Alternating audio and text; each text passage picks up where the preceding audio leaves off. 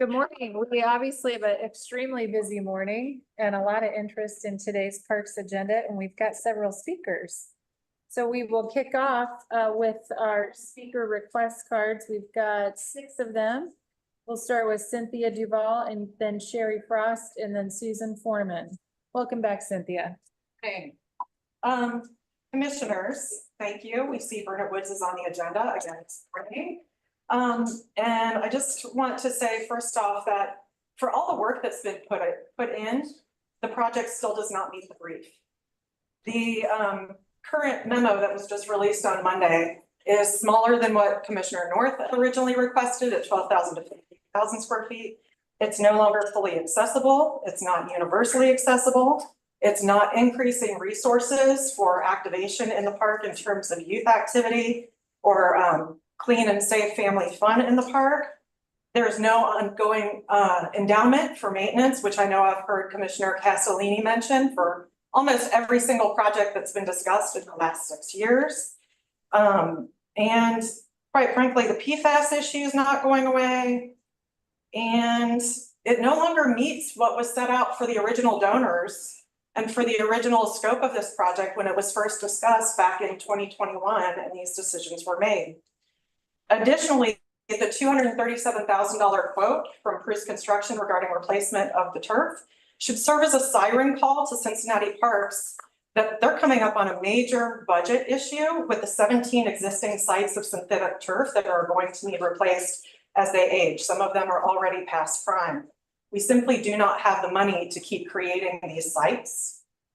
There's no question that despite the many failings in community engagement on this, that Parks has done their due diligence to try and make this project fit this space.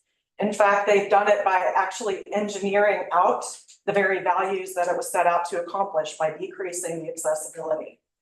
We currently have a sunk cost fallacy in that it looks like there's been a lot more money spent on it, when in reality, Cincinnati Parks Commissioners Funds have only spent about $5,000 for the initial design renderings. But a lot of time spent with good intentions on a bad idea still doesn't make it a good idea. The site was a problematic suggestion from the beginning. Sharon. Good morning. Good morning. I'm here again to talk about the dog park and the lack of accessibility in Burnet Woods that already exists. My daughter has cerebral palsy. I invited you to come to the park in a wheelchair just to maybe walk around with me so I could show you some of the areas that we could use funds towards improving. The playground has some nice musical equipment, and we have a sidewalk that goes to nowhere. If we could move the musical equipment to the end of the sidewalk that goes to nowhere, we could have more inclusion in that park instead of exclusion. As it stands now, there's only one apparatus that a person could use. We have a missed opportunity in the swing set area because we have a wooden piece of board that blocks anyone, even if they could go over the mulch, from getting to one of the swings that maybe could be accessible. So maybe we could talk about fixing some of the things in the park that need to be addressed before we spend this large amount of money on a project that the community clearly does not agree with the site choice, and move the project to another location. Sorry, I get so nervous. Thank you. Thank you, Sherry. Yeah. We've got Susan Foreman and then Cassandra Clement. Good morning. First of all, I would like to state that this product is not PFAS free. Fool me once, the value engineered redesign for this dog park that was rushed to a vote on July 15, 2021 has proven that a circumvented process is never a good idea. From the July 15th, 2021 agenda packet, staff is seeking board feedback to assist in narrowing down sites for further investigation. With a smaller set of sites, staff would conduct further viability assessments and solicit community opinions. That did not happen. The test that Forever Lawn uses as their proof of a PFAS-free product is the same test that fooled the residents of Portsmouth, New Hampshire. In Portsmouth, New Hampshire, on the day of installation, a concerned citizen cut samples and sent them to a lab, which found high levels of fluorine. Additional tests found multiple compounds, including 135 parts per trillion of PFOS. EPA's health advisory says just 20 parts per quadrillion is the maximum safe level in drinking water. The PFAS in synthetic turf is not a contaminant. It is a slip agent that is intentionally added to make the plastic grass blades free of defects. Using direct testing of 29 PFAS would miss the other hundreds of thousands of PFAS. This would be like saying your macadamia nut cookies are nut-free while you only test for almonds and walnuts. Is the park board being obtuse or disingenuous? The city incurred liability due to an inept and rushed process of site selection that required fake grass because a natural turf dog park needs over 3 acres to not be a mud. Thank you, Susan. All right, Cassandra, welcome. Give him to somebody here. You want to send that little guy up here with me? Can I go back with it? Or does anybody come to me? They'll be fine. I have, double trouble or double the fun, depending on how we are by the end of the day. So first of all, I just want to tell you, thanks for your continued support of the dog park. I love the idea. I'm excited that you continue to talk about it. Like everybody here, I'm super bummed that the estimate was higher, or the estimate was lower than what it came in. But I feel like thanks goes to everybody here for working on figuring out how to make it doable. So what you don't know, I mean, that's my son, that's my grandson, and what you don't know is that for us, going to projects that are like appointment only, I love everybody in Cincy Parks, but his mood, his behavior that day, the heat, we don't really know how we're gonna work out. We have loved going to Washington Park and the Westwood Dog Park because what we have there is an opportunity to sit on benches, to interact if you want, not interact. Everybody's at a dog park to be happy, to meet people. If you're at a small dog park, like those two that I just mentioned, people are there to engage.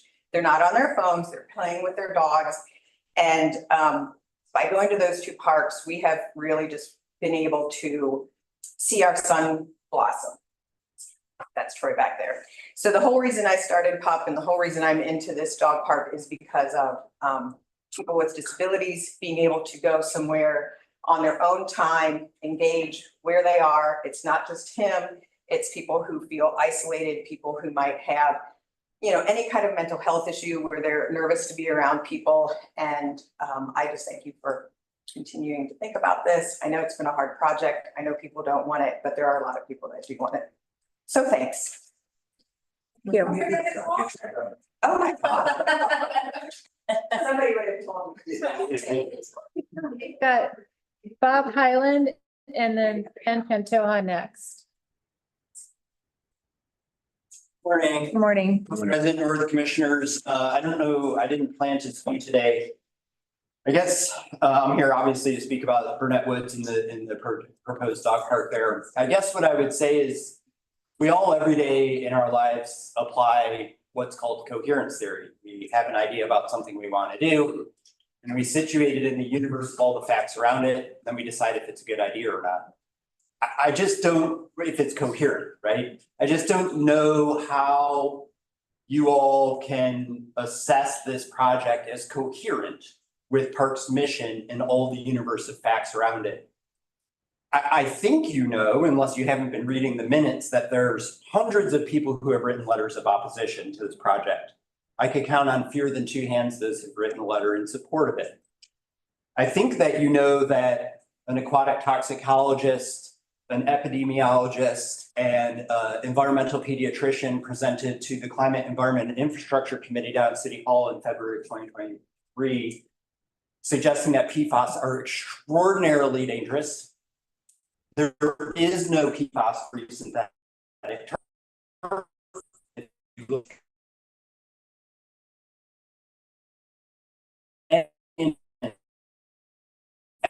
as a sample. And by the way, it's heavy metals, it's methane off-gassing. So on the environmental point, this project fails. We live in a climate predicament. If you believe the science, you cannot deny that. If you believe the scientists, urban green spaces are going to be vital to building and keeping resilient cities. You cannot coherently degrade an urban green space like Burnett Woods with concrete and synthetic turf, and out of the other side of your mouth, say that you're a conservation organization and that you're trying to maintain a climate resilient city. It's incoherent. Thank you, Bob. All right, we have Ben Pantoja up next. Very good.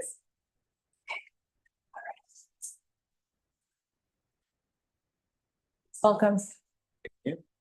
I just wanted to say that I'm glad that the project is continuing despite the setback of the high bid that we had, and I want to thank you guys for working with the contractor to come up with a redesign that dramatically reduced the cost. I think it's also good in a way that we ended up with something less artificial turf. And that will also help with long-term costs.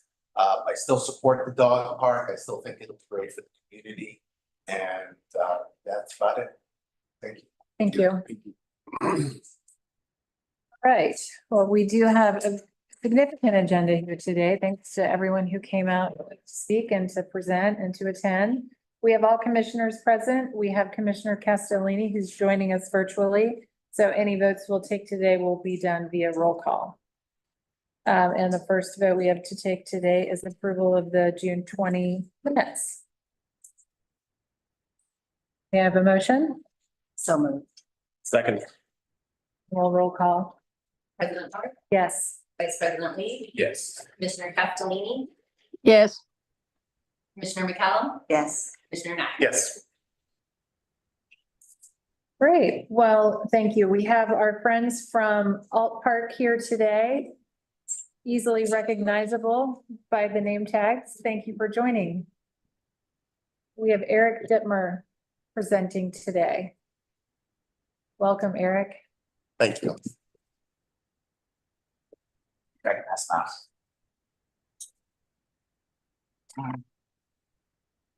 Thank you.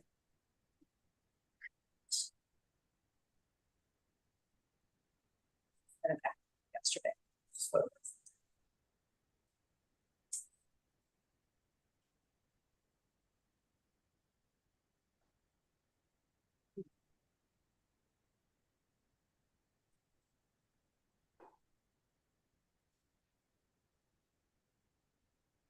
Good morning. Morning. My name's Eric Dittmer. I'm the president of the Alt Park Advisory Council. And I'd like to thank you for your time and allowing us to share with you what we're doing at Alt Park. I'd also like to introduce a few of our APAC trustees, Tom Meyer, Blair Whitney, and Peter Brum. And then I'd also like to give special recognition to Shannon and Lee Altparter, who have been friends of APAC and great supporters of Alt Park over the years. So before I get started, I want to provide a special thank you to you all for what you've done to support Alt Park, APAC, and the community. We really take pride in the park and we appreciate your efforts. For those of you that are not familiar, APAC started as a group of neighborhood volunteers back in the 1970s. It was on a mission to drive actually a motorcycle gang out of the park to reclaim the area and save the pavilion from, you got it? Yeah. Great. And save the pavilion from demolition. And actually Peter Brum's mother, Celia Mae Brum, was one of those volunteers integral to saving the park. The group launched Adopt a Plot Gardens program that's still in existence today. And they also raised $3 million in funding to restore the pavilion and start down a path of restoring Alt Park to the crown jewel of Cincinnati parks. That work and everything since has been a great partnership between Cincinnati Parks and APAC. APAC was Cincinnati Parks' first advisory council, formerly established in 1987, and we maintain that pledge today of preventing the park from ever being deteriorated again.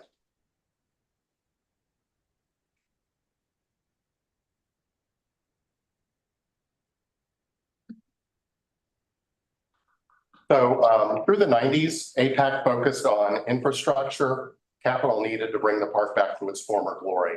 In the mid-90s, part of APAC group, along with some other community members, went on to form Parks Foundation. Lee Carter was one of those founding members. APAC's mission was to focus on keeping the park filled with good people, families, neighbors, so that it would keep the bad guys out. This led to APAC reviving the summer dances that was a homage to the wildly popular dances from the 1930s and the 1950s. And then over the years, we've expanded to 9 social events, and we really take pride in our social events. We think that what makes Alt Park unique. Parks, especially Lusanne and the staff, have worked with us closely, and they're very instrumental in the success of our events. So we welcome for you all to join us at our events. In fact, tonight is our July Summer Music Festival from 6 to 10 p.m. at the Pavilion. So one of the great aspects of holding these events is our ability to attract people to the park.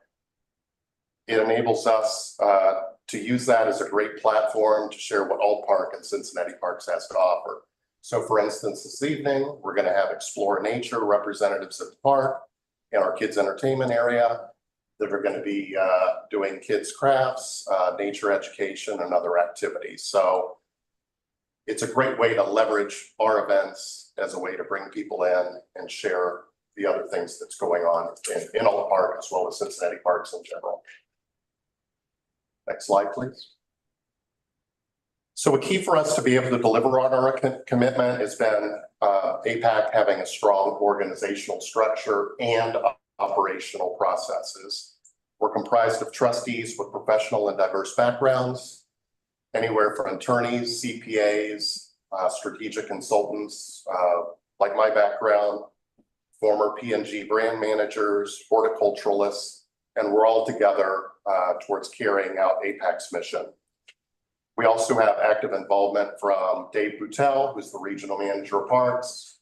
And Dave has been an excellent point person. In fact, he really acts as a member of our board and a key liaison to parks leadership. So that helps us in understanding what's going on from a parks perspective and for us to share our needs as well too through Dave.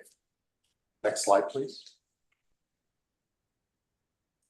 So APAC's been working with parks in a variety of initiatives to meet the needs of all parks. So top of this list is our playground renovation project to replace the aging, nearly 25-year-old structure.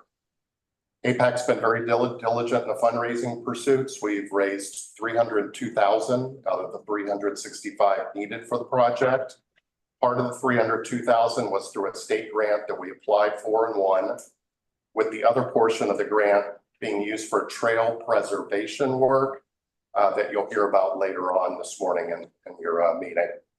The project's slated for installation late next year. Next slide, please.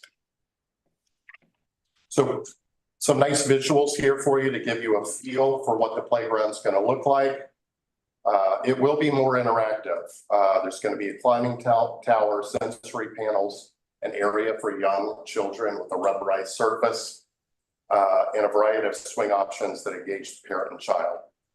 One of the things that we did, and appreciate Parks' help with this, is we had reached out to the public to get their feedback and in turn use that feedback to incorporate into the designs. For instance, one of the things that came back to us loud and clear was the need for more swings with a variety of different swing options. And those in turn went back into the redesign of the playground. So we're excited about this project. Special thank you to Jason for helping us get this initiative underway. Jason, you've exceeded our expectations in terms of your involvement and leadership on this. So it's really been a big plus in order for us to help move this project forward. Next slide, please. Phase 2 of this project will provide features to link the playground to the kids' trail. We've got a 50,000 grant from the Schottenstein Foundation for this phase under the condition that it be completed in 2025. So this is where it kind of ties with this other major project with trail preservation, where we're linking the playground to the trails themselves. So it's a great segue, and we've got funding for a portion of this. The trail preservation project is slated to begin once the trail manager is in place, but as I understand, there's actually going to be work going on the Valley Trail fairly soon in order to shore up some erosion problems. But the project as a whole, once a trail manager in place, is going to have a comprehensive phase trail system map, and it's all about controlling the erosion and deterioration in the park's 5-mile trail system. We've also started an invasive species removal program with the Parks Conservation and Land Management Group to pull back the invasive plants for overtaking the trail pathways. So this is that important bridge to get the work going, engage the community, work on the trails while momentum begins for the actual larger trail preservation project. Another important highlight is the pavilion and cascading fountain restoration project. It's a very timely initiative in that the pavilion is going to be 100 years old in 2030. So we have a great marker to work against. And our longtime APAC trustee, Rob Kranz, is on the task force to work on this multi-million-dollar effort. Next slide, please. So in closing, I want to thank you for your time today. Appreciate the opportunity to meet with you, acquaint you with APAC, our mission, and provide an overview of our strategic initiatives. And I'd be happy to address any questions or welcome any comments. And then also would like to note that there's anything that APAC board can do for you, please don't hesitate to reach out. So thank you for your time. If I could quickly just extend, I was playing soccer in Alt Park in the late 1970s when the motorcycle gangs were there. And it is unrecognizable. Yes, they did have, the ball had been invented at that time. So thanks soccer. But Alt Park today is unimaginable Alt Park then. And thanks to generations preceding you, and I think APAC is kind of a model of, as the first, as it should be, a model for a lot of our park advisory councils. And I was wondering if time to time, I'd love to hear from others. I recognize APAC may be one of the largest and most active by its age and by the size of that park, but I would certainly welcome a chance to get a similar education from any of the advisory councils. We can't fill up all of our agendas all the time, but if periodically we could hear from some of the council, I think that would be very useful to me, just learning more parts of the system, more background. So this was a template we might steal if we may. Oh, most certainly. Happy to do so. And you're right. So we have strength in certain areas. We're very strong with events. So we leverage those events to promote the park. But there's other areas that we're just getting underway, like the invasive species removal program. But I've met and done work days with Northside Green Space and Almonds Park Allies, and they've got 20 years of experience in this. So we use that as kind of that working relationship to have sit downs and say, well, tell me a little bit about what you do with events. What makes your event successful? Because we run those 9 times out of the year, plus additional ones on top of that.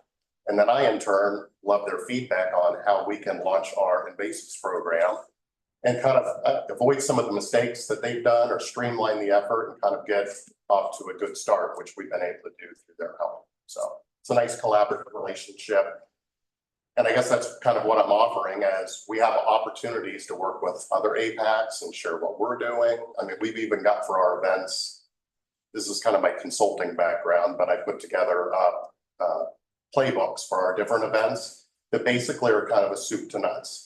A year out, 6 months out, a month out. These are the kind of things you do, literally, so we can transition it over other board members, or in fact, share that with other advisory councils to say, if you're interested in running events, here's kind of a cookbook approach that'll get you 70% there. And then you got to tailor the remaining 30% yourself. Well, thank you for the comments. I'll just add, thank you for coming and preparing this for us. It illustrates how much can be accomplished when a group of volunteers gathers together and organizes around a common purpose. I think you have a really good reputation for being one of the strongest advisory councils that we have and a model for all.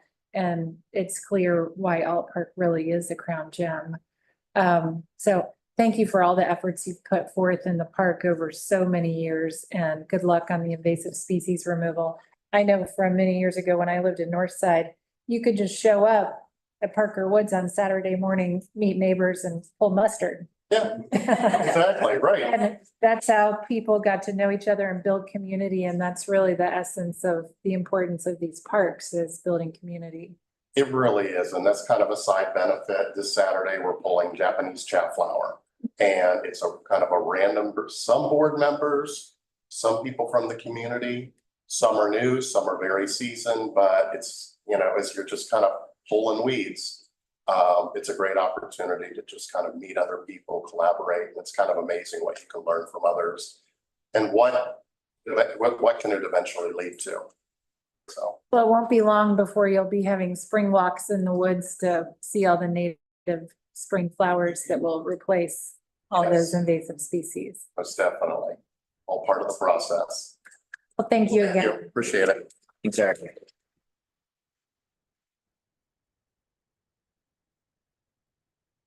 Great. All right. We have Jennifer Spicer, Kathy Crane, and Dr. Sean Cotton coming to speak about Parks for Wellness. Thank you, commissioners. I always love to come before you and be on this side and not where you are. Oh, it's so much fun all the time. It's always fun. Well, I have happy news. I have a strategy, and I just want to thank Jason. He is such a great leader and someone who has, if you ever have a really big problem, put this man in front of a whiteboard. He is a genius. He's a genius. So we wanted to come back. I came here 2 years ago. I'm almost speaking quickly. I came here 2 years ago to offer a program, a partnership between the Cincinnati Parks and our academic hospital with the integrative medicine unit. And in just a moment, Sean will actually be talking, Dr. Cotton, who is the founder and the director of the Osher Center for Integrative Medicine. We became involved, the commissioners approved our work and our partnership, one, because it's a non-binding partnership and it didn't cost you anything. We did move to the foundation to have them help do programming, and their staff, Jennifer, wherever you are, Jennifer, the staff has been unbelievable in helping us create product and create really exciting opportunities for the city. Sean and Sean's team has been unbelievable. So you can imagine a hospital team and a parks team getting together to create a partnership where the #1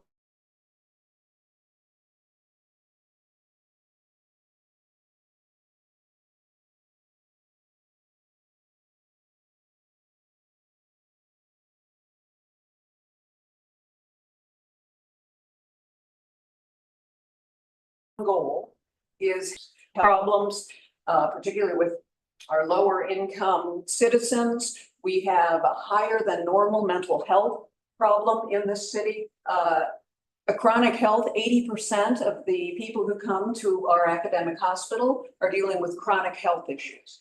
So we have an issue that can be helped as one modality of nature. And guess what? We have a nationally ranked park system that is within 10 minutes of every citizen in this city. We can help to change the outcomes. That was the first reason I did this. But there was a second reason I did this, because business has to be what we're doing as well.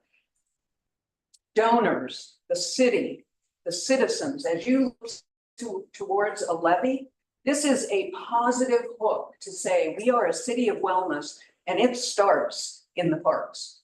And so now I'm gonna pass this off. You can read all of the other things of why and the needs and the opportunity. But those are the two opportunities. You're changing health outcomes and you're changing the brand. Oh, and by the way, Parks for Wellness, the very reason that parks were started around the country was to give respite to those who didn't have a place to go and didn't have a place to breathe clean air. So we're bringing the brand back.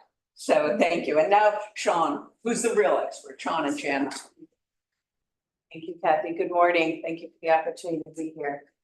So Corey Shaw, our new-ish, I guess, CEO at UC Health, one of his visions that you may have heard completely aligns with all of us, which is for Cincinnati to be the healthiest city in the country. And so the OSHA Center for Innovative Health, our primary goal is, again, to improve the health of our citizens.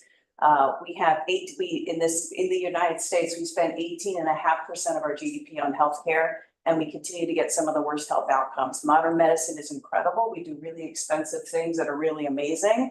And at the same time, we have forgotten a lot of the core tenets of self-care, prevention, and wellness. So the OSHA Center is one of only 10 in the country. We join our partners at Harvard, Northwestern. There's one in Sweden, so one of 11. And we focus on the core tenets of food is medicine. Let's get back to the basics. Exercise and movement is medicine.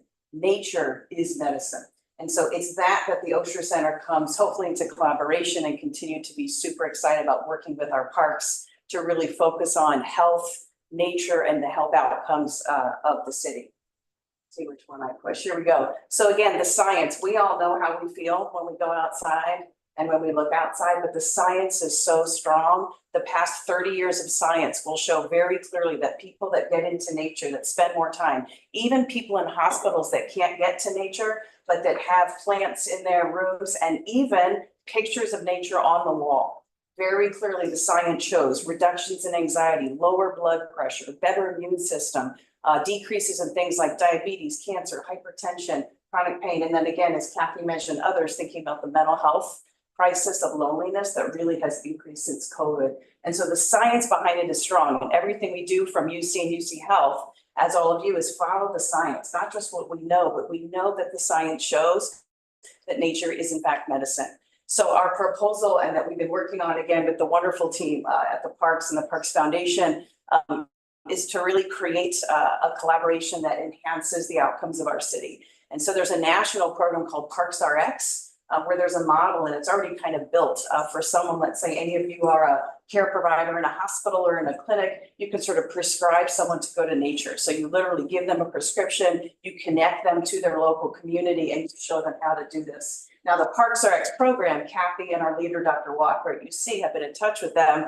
What's interesting is, yes, the platform's built. There's not one example, and I confirmed this yesterday, not one example in the country where an academic health system that really cares primarily for our most under-resourced community members and citizens has partnered with an incredible nationally ranked health park system to do this work. People talk about there's this Parks RX program, but there's not one good model by which what we're hoping to do, and we've been working on now for at least a year or two, Pat's been working on it for 4 years, has been to actually get into what's called our electronic health system. Right, so you go to your doc or your NP and they prescribe a test, right? They prescribe you to go to see the rheumatologist or to get blood work done. We have been working, and we are super, super close, as Jason knows, to basically be able to click a button at UC Health. Any care provider can click a button and prescribe Nature RX. Let's get into nature. And then there's going to be a direct connect into our Cincinnati parks. How do you get there? What's the closest park? If you've got an app, let's pull it up. So again, end game here, and then I'll pass it to Jennifer, is to improve the health of our city. And I can't think of a more exciting collaboration that makes a ton of sense between our academic health hospital, UC Health, with the OSHA Center leading, and our Cincinnati Park System. So I will pass it to Sean. What an absolute honor. Thank you so much for your time this morning. Dr. Cotton single-handedly got this designation in the city of Cincinnati. So it's amazing that we have this opportunity to work with her and our team at UC Health and at the College of Medicine. Kathy Crane, total BA, right? Thank you. She's been talking about a Parks RX program actually for like 6 years. And we have some experience here. And so it's wonderful that we have representatives of the Park Advisory Council here because we too have been on a mission to expand that footprint. And so 10 years ago, there were 17, now there's 38 Cincinnati Park Advisory Councils registered. And so we have some infrastructure built that we feel like can help us here. Our mission has been to create, conserve, and connect. We're raising funds in 3 buckets. Conservation, we have an obliterators program where we're removing litter in the parks every month. 34 tons of litter was removed in and around the parks last year. We have, wonderful partnership with your DNR team and the Civic Garden Center to help train volunteers on how to remove invasives. Let's talk about the trees. It's 1,000 trees that we're raising money for to plant in and around the 52 neighborhoods of Cincinnati. So, we have wonderful projects, but we've also, when we think about a 200-year-old park system, we worry about accessibility. We understand that this is never going to be fully ADA compliant. So what we've done is we've connected and we've invested into a partnership with Cincinnati Children's Hospital and their Be Well program, bringing inclusive, adaptive programming into the parks. And we've done that for 5 years. So we have that infrastructure again built where we've partnered with a major hospital, nationally ranked hospital, and provided these programs. Your team, we couldn't do this without your team. And so we have been doing it already. Let's talk about so 5-year partnership. We were very proud to win a governor's award with the Cincinnati Children's Group at Be Well and with Luke Clyde Adventures with their adaptive hiking chairs. We received that in 22.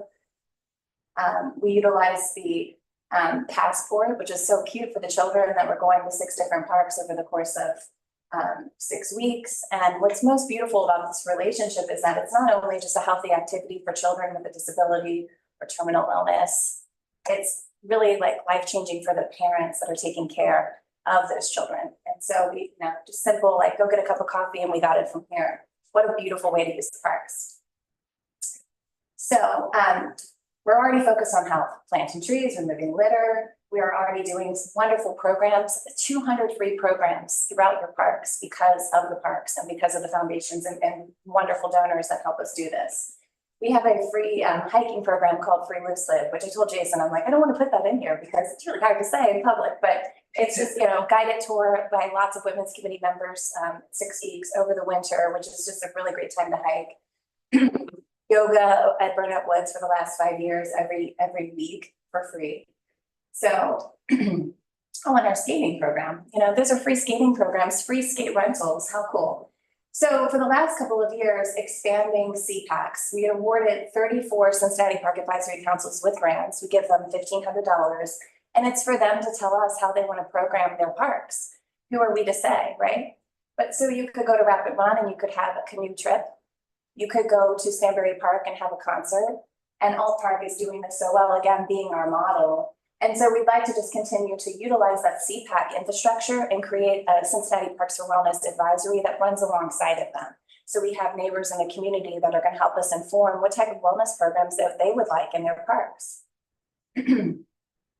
We care about Cincinnati. We want a healthy community. We want to build community. We want more accessibility. We want, everybody to be happy, right? So, this is just, it goes alongside of, this all does to help support your parks financially. Very important, and actually this is kind of the Jason whiteboard when we met, and like the important thing was, and I think what we were trying to understand is like, what do you need from me right now? And it's like, well, I need your team to continue to do what we're doing, which is doing well, but we want to formally launch Cincinnati Parks for Wellness. And we want this partnership, we want Cincinnati Parks to be in their EPIC system. And who they're serving, their patients are the same constituents that we're serving. And so this is the time. What is EPIC real quick? What was the EPIC system? Oh, yes. It's the electronic health system that we use. And we have a lot of electronic health systems in hospitals where they click the button. The one that we use at UC Health is Epic. So it's how to prescribe Parks for Wellness. Yeah, it's literally, and so it's how you actually click the button as a doc or an NP and it will click over to Parks for Wellness. It's the actual prescription. Just like prescribing penicillin or. Correct. Yeah. Correct. Awesome. But that's the part that's never been done is actually getting it in and we are there. Exactly. And imagine the scenario where we're also trying to educate everybody on what's around them. And so the person that lives in College Hill and the patient navigator could say, oh, your closest neighborhood park is McAvoy Park. And there's a hiking trail system. And if you could do that twice a week, 3 times a week or whatever, come back in 6 weeks and they're actually gonna test that data. Is hypertension, is your heart rate better, or have you lost any weight? Using the parks for that. Also, we, you know, it's hard. We talk to a lot of people in the community where they don't realize that Cincinnati parks are open for them. These are the people's parks and this is a free system. And so it's heartbreaking when somebody's like, oh, I didn't realize I could go to Snowbird Front Park. I thought I had to pay. We have to do a job to help educate the public. Is theirs, and to use this trainer to do a boot camp at this park. And we'll put parameters and we're gonna do the fundraising to invest in those programs. And we're gonna start small. We're gonna pilot it, just like we did with the Be Well program, 2 to 3 things, and then test and see. But having, you know, this, again, infrastructure is there, we know how to do this, and we'll start small. It's really, and eventually, like, we'd like to get to a like wellness coordinator that works here at Cincinnati Parks part-time, that works alongside of our team to help coordinate and, you know, with the group at the Osher Center. Yeah, so what, you know, what we're all bringing to the table is similar to what we're doing now, just a little bit more, and connecting to UC's College of Medicine and the College of Health, the UC Health. And we've talked to, you know, imagine like a situation where you could just do a little, like a parks pass, and you can get a Metro pass, you can get a Cincy Red Bike pass, you can get a map of the city, all the parks that are there, and it's happening in a patient care room. It's just beginning, really. So what do you think? Today, we're really just looking forward to your endorsement, and we'll take it from there with your, you know, with your approval. It's just an expansion of what's already going on. Yeah, tell us about that. Where is it right now versus where are you taking it? You said it's an expansion. What's going to change? So really, the student is they have that in the EPIC system, which is, you know, can you talk a little bit about, like, is it technically approved, or like, can somebody go in now and prescribe? 90% approved. Okay. So the idea is launch concept at Blink. We're gonna have another Blink site. This will be the 3rd year that we've done that. And so we'll have some mindfulness and some nice programming during the day. This is on the Schmidt Lab lawn. And then at night, we have some ideas. I'm working with Kick on those ideas right now, but it's like mindfulness to movement, and just a beautiful illustration of Cincinnati parks and this relationship.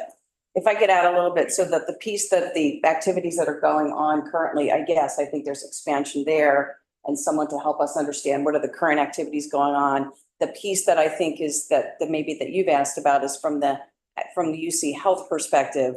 Our goal is to get to your parks. And so, and right now people kind of know, but that's the system that we're putting in place, that when I say 80% there, you all work for a big health system. Things take a long time. We've been working on this EPIC thing for probably 2 years. And we just heard back last week about how we were able to do it. So now it's getting a hold of the EPIC team and saying, okay, this is how we can do it. Let's do it. In the meantime, Dr. Barbara Walker, who is sort of our internal partner with Kathy being our external community leader, has been working on what the program would actually look like with Jen and Jason and team. So once we get that approval, where are we referring patients, right? What's the map? What's the passport? What's the connect? So that is the part that I think once we launch that, and Dr. Walker already has a small, you know, our Osher Center team has about 40 physicians and nurse practitioners, but we have up to 1,000 at UC Health. So we want to pilot this with our small group. We believe that nature is medicine, and we believe in this in the city of Cincinnati, and then expand. So when you say, where are we going? There's like 2 of us prescribing now, but once we can get into EPIC and we can go to 30 and then to 50 and keep going bigger, that's at least the vision from the UC side of things. And the foundation and the parks are already meeting with the Cincinnati Park Advisory Councils quarterly. And so the first part of the year is talking about grant programming. And so the other part, when we launch, would be talking about the opportunity for programming dollars. And they would be almost like sending us proposals of different trainers or yoga studios or dance instructors that they would love to advocate for their neighborhood park, to have that, you know,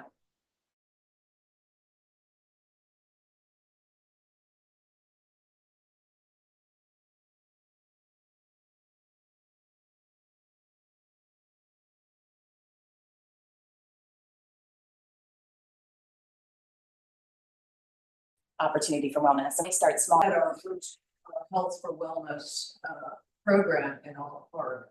And this was sort of ad hoc. We wanted to see for people interested in learning new ways to become healthier. We had over 100 people show up to learn meditation, Tai Chi. And this was relatively ad hoc, and of course, the parks were beautiful, thank you so much for that. And people want more, and of course, every community wants more help. So I think that having this partnership, Molly, where can it go? Well, you're talking to someone who believes the sky's the limit, so we have spent 2 years really sort of creating what this could look like, brochures, health information, getting it through the academic hospital, working with the foundation. Now, we're bringing it back so that the parks can become much more involved with this, because this is a brand that you want to take forward in some pretty interesting strategies that you have going forward. One of them is leather. So that's why we're here. And so where can it go? It can go anywhere. The good news is you have a director that is very strategic and asks really good questions and won't let something happen that goes drift. That is not, none of these people would allow that. So this is a pretty exciting opportunity in a very structured and reasoned way to grow that can be, trust me, everyone will want to be in on this. So it's exciting. I think it's a great idea, more so because, you know, subconsciously I already prescribed myself to go to park. And I feel like a lot of us do that, you know, especially with kind of the times, things are shifting. I think life is a lot more stressful and more difficult in certain areas.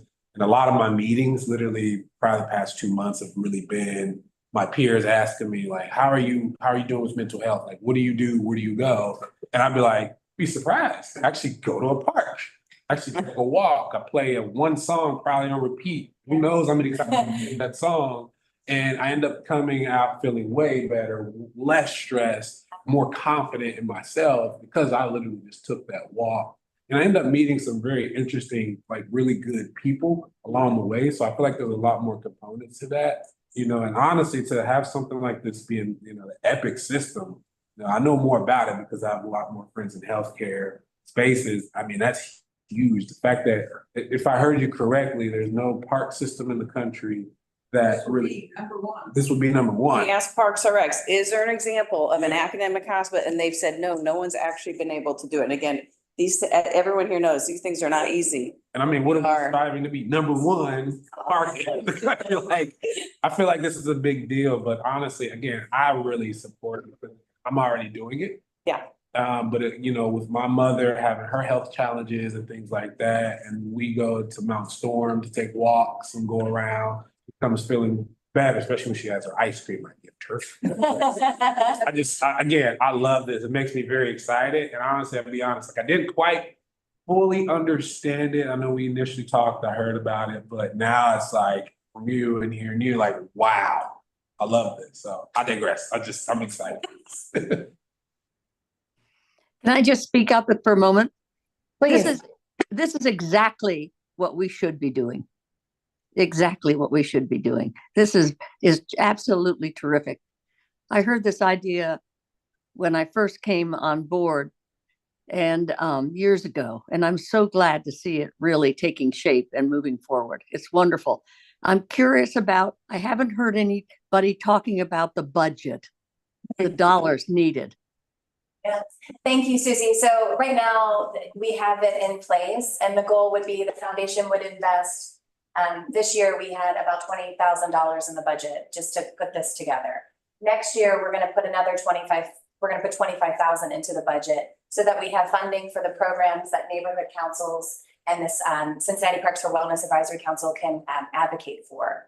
And certainly we appreciate your team, and our team is behind this. And so the resources of our operating dollars on both sides is already at play.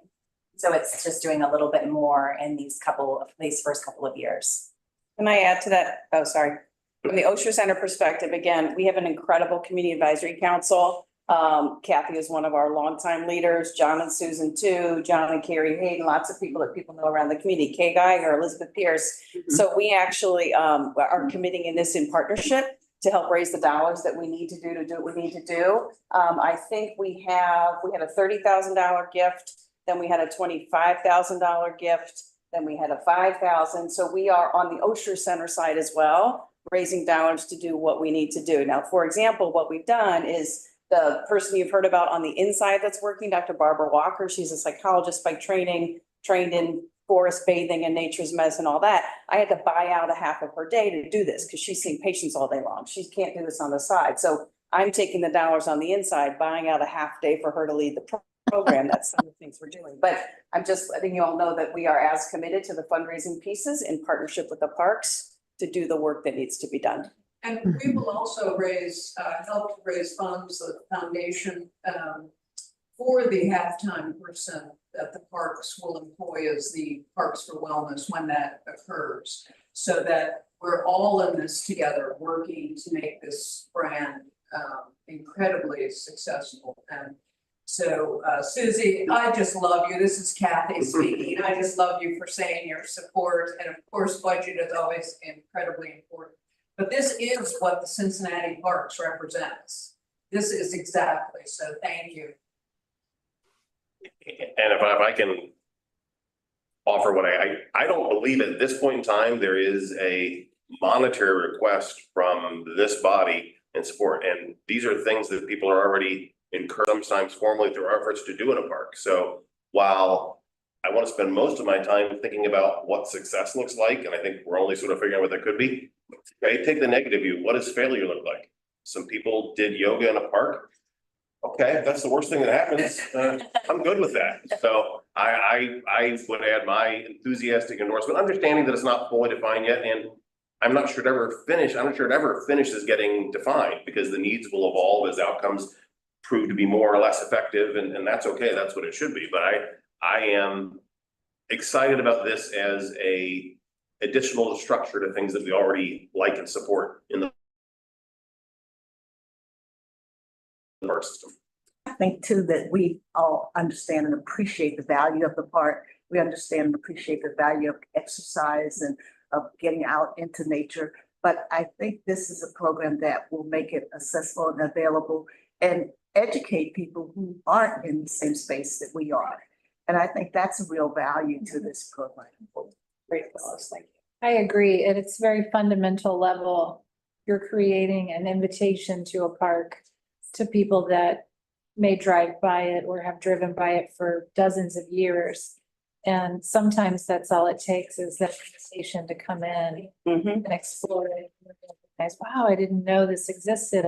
I feel so great. I want to do this tomorrow. Yes. And we want to capitalize on the fact that when your physician prescribes something or your NP, oftentimes people do it, not always, but we want to capitalize on that relationship. And the team that we have at the Osher Center believes so much in nature's medicine. So let's hand people prescriptions, not just push a button in Epic. We're literally going to make those little prescription things you saw, hand people the prescription. I think it's awesome too. I'm glad that you're excited. Thank you so much. The last thing I would add is this. I know there are a lot of people who recognize for how far this has come, but just like with Alt Park, what these big initiatives require are community leaders that put their heart and time to it and then bring people together to make it happen. We up here sit with our good ideas, right?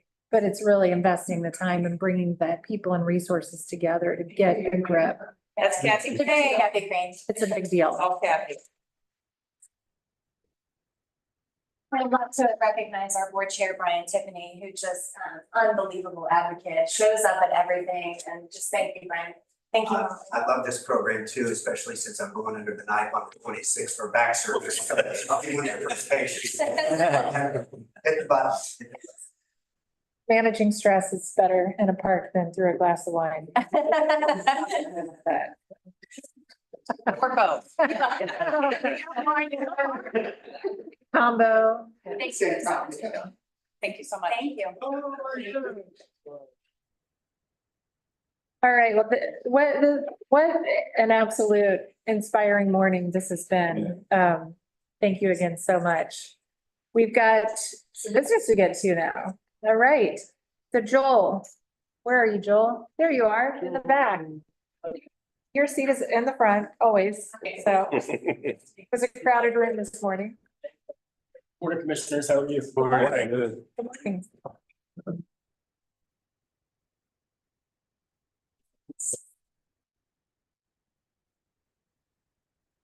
I have a lot of updates for you and I'm gonna only cover a few of them. Please let me know if you want me to dive in deeper on any one of them. Mr. Director, if it's all right with you, I'd like to start with Alt Park. Yeah. Trail. Really great. So we brought this to you last time in concept and design, showing you that we're essentially going to fix about a 200-foot section of the Alt Valley Trail. We're gonna come in from the old Red Bank Road side. It's less destructive. We've walked that with the contractor already. Basically come in and put some riprap to repair an area downstream of a pretty bad turn in the stream that's eroded the trail down to now about 7 feet wide. That's an access for all of MSD's line, which runs under and around that trail. They are doing a bigger study, as you know, that may kick off construction in 2030. So our purpose and objective of this is to make sure that that trail remains open and stable for everything for the next 7 or 8 years. And while we're doing that, we're trying some pretty cool stuff. Been out west hiking a lot. They deal with a lot of superficial erosion, erodible soils and things. So it's not high dollar stuff, but essentially we're going to put parking blocks 3 inches below the surface of the reconstructed trail. And then essentially what we're trying to do is make sure that that water stays, 4 or 5 inches below the surface. Next to each of those, we're going to put a drain tile, which drains right back out into the creek. The idea of all that is most of the erosion actually happens from people. So as you're on the downside of a big hill, all of that hill seeps right out onto the surface of the trail. And as it does that, people walk through it, they cross. There's 3 trails that interact right at the worst spot of this.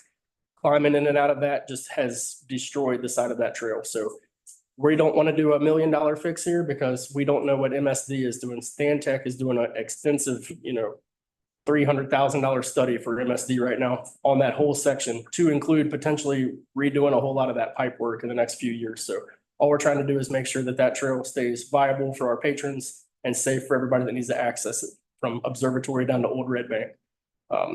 We got a quote under our stormwater term contract from Rack and Ballard, who has done similar stuff. They did French Park for us, the redesign of the bridge with the railroad ties and the riprap that was put in place by Flowable Fill. All of that was done by them. We like what they do. They're pretty good surgically. They're one of our term contractors. We were waiting this week to put this on the agenda essentially to ensure that the way that we bid that through our term contracts is compliant with being able to use the grant dollars. We've received information that was okay. So we're bringing it before you today for consideration and approval. I believe we're asking for 99,000. Rack and Ballard's bid was $99,110, and we're asking for a $15,000 contingency to go with that.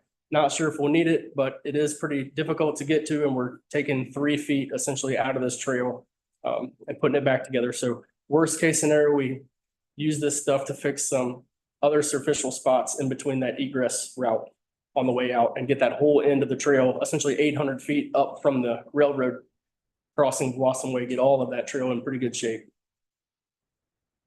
Our understanding is this is one of the most used trails in Alt Park. For sure. I mean, It's the main artery. yeah. And without that being a viable trail, it's gonna really reduce traffic on the trail system as a whole, due to the lack of accessibility.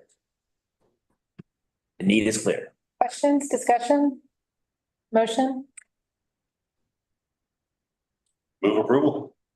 Did we wanna vote on this action item in the course of the update, or did you want to do the update and then do action items?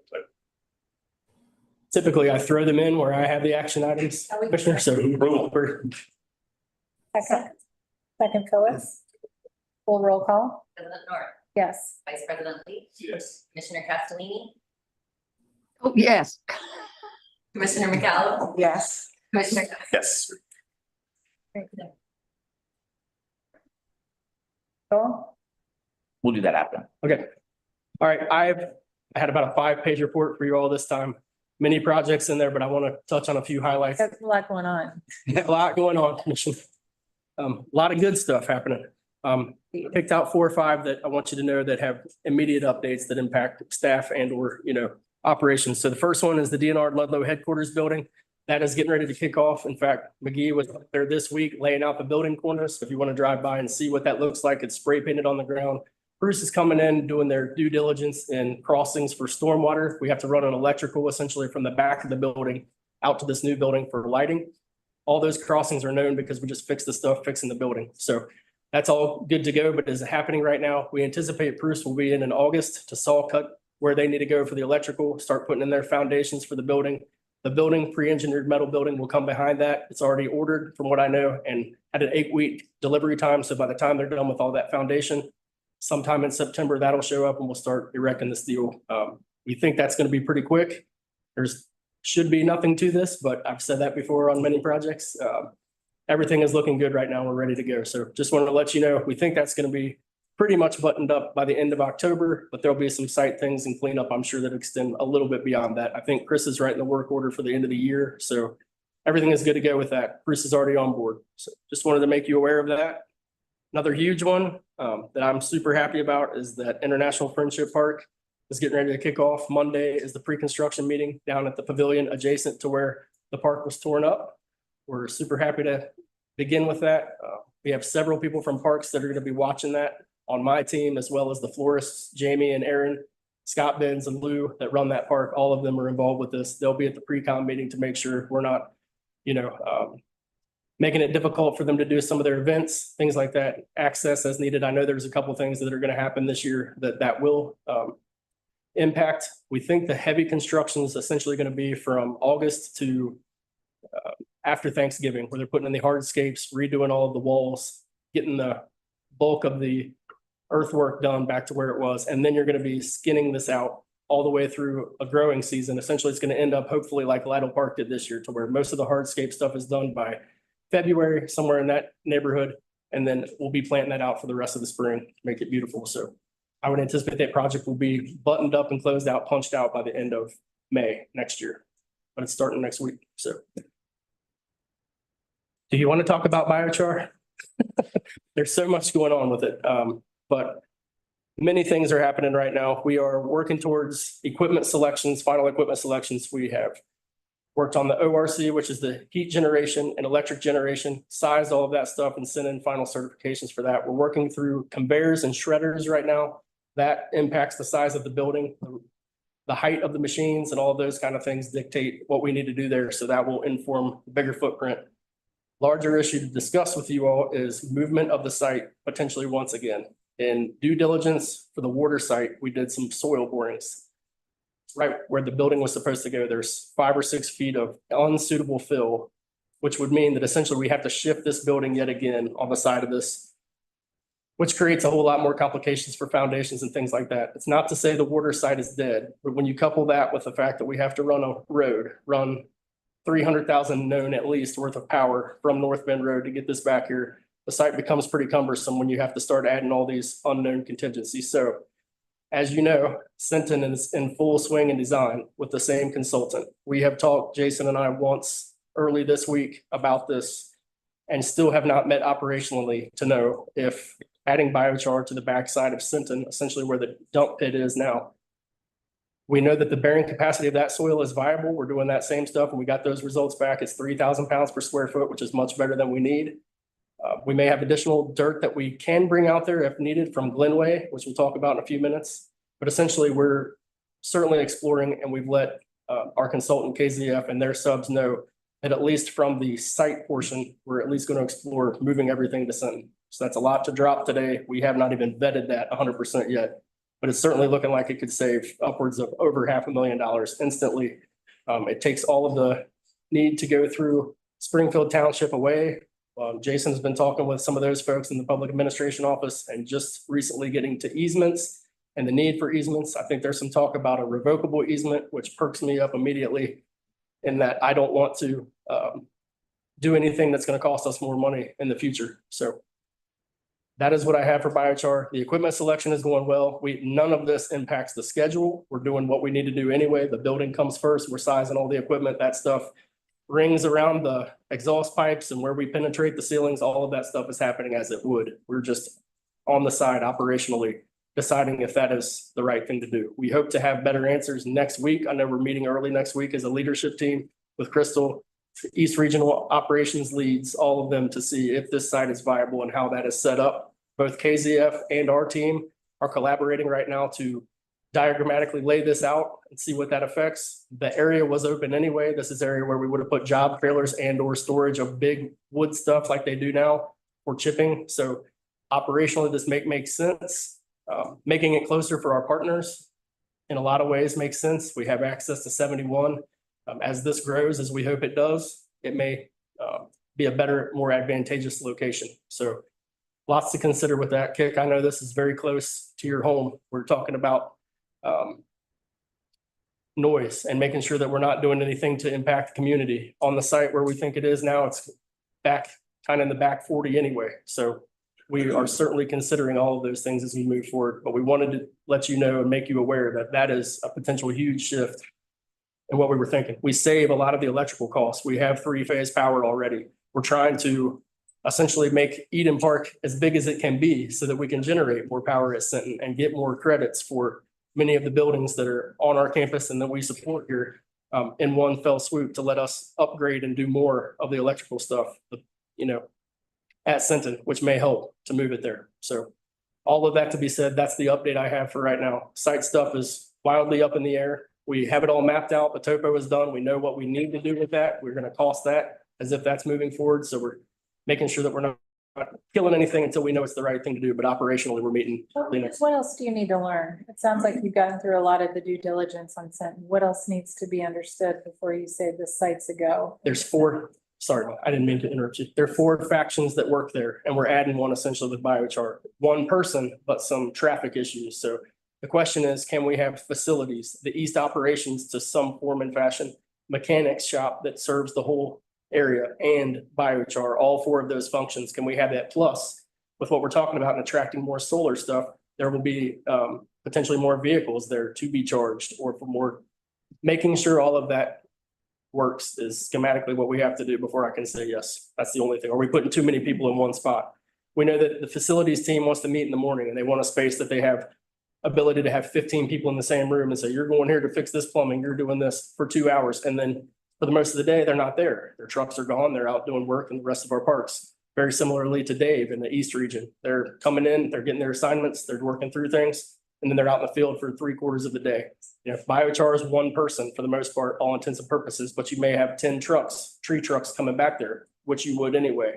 Well, it also potentially allows us to split our waste stream to make our biochar better or take the guesswork out of what's in it. The green waste can be potentially sent to water still as green space is out there. And then that can be used in compost, whereas most of the woody material then goes to Sinton. So operationally thinking through those things with Jason, Jenny, and the leads of those teams is stuff we haven't vetted yet and want all those people in the same room with Jason's whiteboard.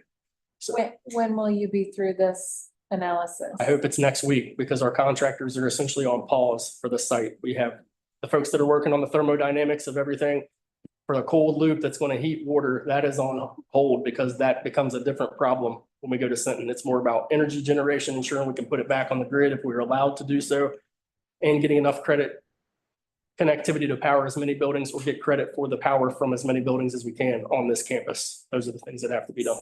If Sinton is a go, when will we be breaking ground and completing the biochar project? We will be breaking ground as we were for Sinton. Hopefully all of that will start yet this fall by Thanksgiving. I hope we're in both of those things. So this plan, go ahead, Jason. Oh. You're right ahead.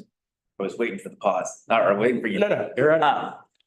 So the plan for Sinton had always been that, as we talked about before, we got $1 million in the budget from City Council. We're still about $500,000 to $1 million short of what we will need for that. They're currently finalizing the design for Sinton. Interestingly, coincidentally, it's also KZF. So there's cohesion there, and that KZF was the bidder that won the design of the biochar facility, and they were already on contract with us to design Sinton. So they're moving forward with that final design for Sinton anyways. And then the hope always was we were going to close that budget goal, that budget gap in the closeout budget the council will pass in September or October, which would line up with those plans getting done, and we can move right into some of the site conditions.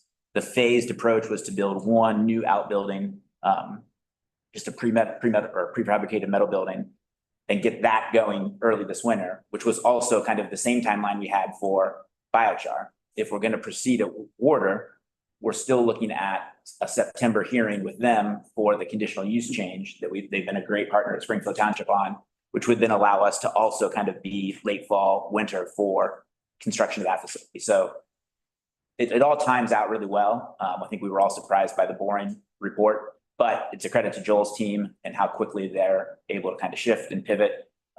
Still a lot of unanswered questions as far as Sinton was going to grow anyways and what we're going to use it for. When you're doing a $3.5–4 million project, you want to get a lot of staff there. And you want to really make that a Cadillac project.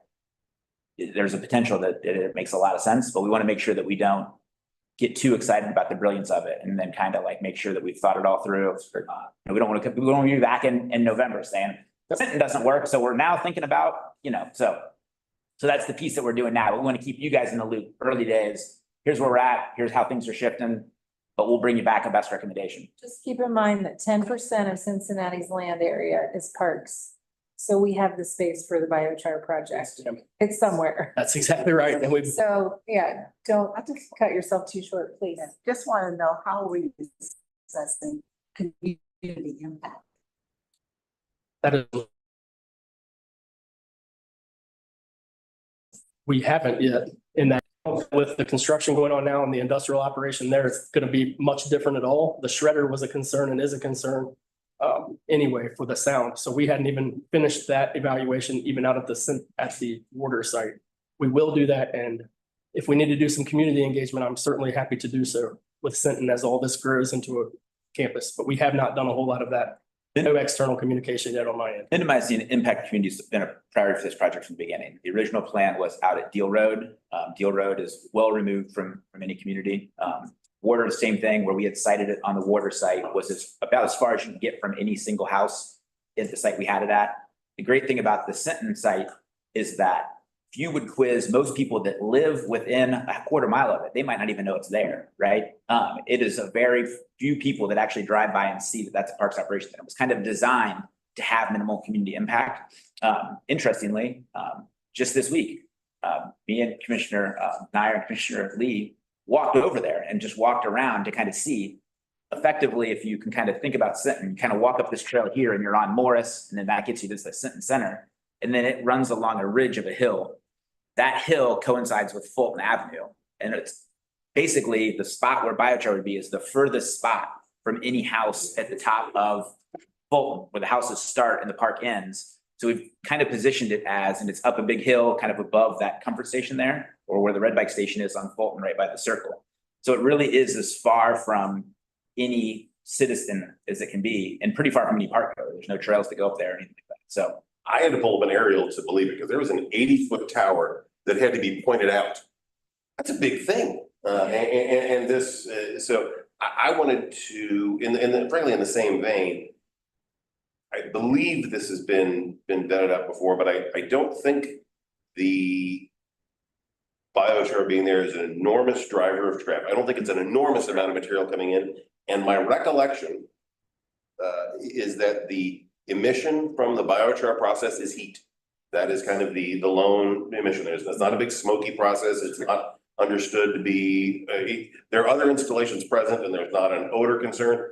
Obviously, water is a less densely populated area than Sinton. I think that is a prudent concern to be aware of. The first couple of tests you do, does it stink and is it ugly and visible? I think is it gonna be a huge traffic driver? I think I'll pass, but obviously that team will need to do that And the sound. more so. Sound, thank you. Sound absolutely too. To your point, Commissioner, the air emission stuff was squashed for us essentially before we made the decision for the equipment. We went with this one because it had a higher moisture content, burning range, a higher temperature. You can throw different kind of stuff in it and it will combust to the point where you're not making any of those emissions. We're working through, the air permit is already submitted right now with that data based on the equipment that we selected. I don't think we've got that back yet, Crystal, but yeah, we don't anticipate anything for any of the other ones that have been permitted. One was in Illinois, which is notorious for being crazy hard to permit. That two of them are up on Lake Michigan for Davie. Or I think one of the lakes, whatever that is, right up by Chicago. None of that was an issue there, so we're not anticipating any of the air issues, and we know it doesn't smell or anything to that. I'm worried about the sound, the shredder, doing that on site. The tub grinder, I believe, comes in there to do that, but that's very, very rarely, like once every 3 or 4 years, I believe, they have a tub grinder come in up there. You know, with the time operation, because I know like Sinton, like at 3, it was gone. This wouldn't be a whole lot different than that. Okay. We anticipate 10 trucks a day, Crystal, but essentially many of those are the same trucks that are dropping there now, right? Like trucks drop everything in Sinton along that backside right now anyway. So some of the green material, we may try to segregate better and send that to water, but the woody material, I don't know. I think, I don't know of any other dump sites other than like Deal and that end of town and Alt where things go now anyway. So I don't know that it's going to be a whole lot different traffic from that perspective. I mean, living on Sinton, I know I've been there 4 years. I've seen it, how it is, and it's like that time frame will be fine, especially because it's so far back. And I mean, the kids will drown you out anyway. They're all out playing, yelling, screaming, doing all kind of stuff, just having a good 100%. time. Yeah, but I mean, again, we got the tour kind of driving back there some last year, so it's like seeing how far back that is, and then comparing that to the noise, like where I'm at, I feel like it's fine. Let's talk time for a minute since you brought it up, and that's a good point. Yeah. So when you chip all this stuff up, it loses a lot of the energy that's stored in like a compacted piece of wood. So once you chip it up, there's a curve of energy as you burn stuff. If you wait, I don't know what the numbers are, but let's assume you wait 24 hours, you only get 75% of the heat and energy out of that as you would if you burned it immediately. So we don't want a ton of stuff sitting chipped all the time. My operational guess, and I'm not Sam and I'm not Crystal that are gonna do this, but my thought is you're probably gonna chip during the day, exactly like what you're talking about. Trucks are gonna be bringing stuff in until 2, 3 o'clock. Sam is gonna chip that either real time or only have a day or two of stocked material ahead of that. All of that goes in the walking floor. And I believe that walking floor is sized such that we have chips that will feed the machine. And all you're gonna have overnight is that machine turning, nothing, no sound, anything. But shipping stuff all night, I would almost guarantee you, and I'm certain that it's possible, we can regulate those to where it's within hours that kids are gonna be out drowning out the chipper sound. Yeah. And we're gonna make sure that that chipper doesn't sound to begin with. You know, we're gonna buffer that and damper that, so it's not a concern, but. Honestly, it couldn't be any louder than the fire trucks that come back there. I was just as worried about that, because we're gonna have, you know, as we make it more attractive for our Mach-E's and our Lightnings to be sitting there, what is that traffic gonna do as we try to build out and be one of the premier sustainable energy sources for the city? You know, as they got however many vehicles they're gonna have charge in the next 7 or 8 years here. So, I think it's important though that we advise the community. Yes, ma'am. what things are and what we've considered already and let them know that we've taken all this into consideration prior to making our decision and also get in. I'm 100% for setting up a meeting as we get these vetted. The time would be maybe sometime in September, just like we were planning to do with Springfield Township, bringing that to the community. As we know the site will work at that point, say, here's what we're working towards. Do you have any concerns? So we can build those into the next 2 or 3 months as design is finalized. Certainly can do it. So we're about at 75% certain this site will work. I'm 90%. Yes, ma'am, because we have the bearing capacity of the soil and we have the spot back there. So next week by Tuesday, we hope KZF has this drawn size of the building. Basically, I know I can still move it when they're showing me it in 2D, like, oh, we haven't tied anything down to the site yet. We're moving this around. Does this work here? Once they start tying it down to grade, I don't want to make them move it 4 more times. So we have them paused on that architectural civil engineering piece of it for now until we have an operational meeting to discuss exactly what we're talking about. As soon as we make that decision, I think by the middle of next week, we'll be giving them direction, move to site. So long as there's no additional approvals needed. Any questions for Joel on this or any other projects for Joel? Did you have anything else? I had a couple more just to touch base on for just a second. I know trying to be quick on these. Glenway Park, I just wanted to thank the foundation again for everything they're doing to help get that funded and rolling. It just continues to get bigger and better. We're at the point right now where we're grading stuff. Matt Schiller, our survey extraordinaire in my office, is out, already got that topoed. He met with Crystal yesterday to discuss tree impacts before we get too crazy with what we plan to do on Glenway. We're pushing this one kind of quick. design wise, concept wise, in-house, so that Kara can apply for a grant by the middle of August. Working towards getting her some numbers, big picture stuff. Prioritizing the playground and an accessible path to connect the loop first. As we get more money, we'll build it out into a bigger project where we may grade it, put a really nice soccer pitch on the top. I don't know the name of the entity that approached us. Forgive me if you guys know, please let me know. But they basically said they want to activate that. They asked to buy Glenway from us and say, hey, can we turn this into a soccer pitch? I said, I got one better for you. We're already regrading this to make it something that's usable for the community. So potentially taking 3 or 4 feet of dirt off of one end of that park, the Brevier Avenue end of that park, can make this incredibly ADA accessible. We can actually get much less than a 5% longitudinal slope up. So I'm excited about this project. I can't wait to show you all this. I hope to show you a concept next month. Basically what we're going to turn in with Kara's grant applications, we will show you in August, just so you can see where we are. We will have vetted some of the drainage and grading concerns by then and have some real numbers, hopefully, on the big picture items for that. So hopefully you will see that in August. Yes, sir. I just want to make sure I understood and call out if I did. You were able to do that concept design development with in-house resources? Absolutely, sir. That's remarkable. That helps speed, that helps cost, that helps us evaluate a broader range of options. You have let me hire good people and buy good equipment. So we're doing what we can to speed the process in every situation. Matt Schiller is going to school to be a professional surveyor. He's a senior engineering technician in my shop now.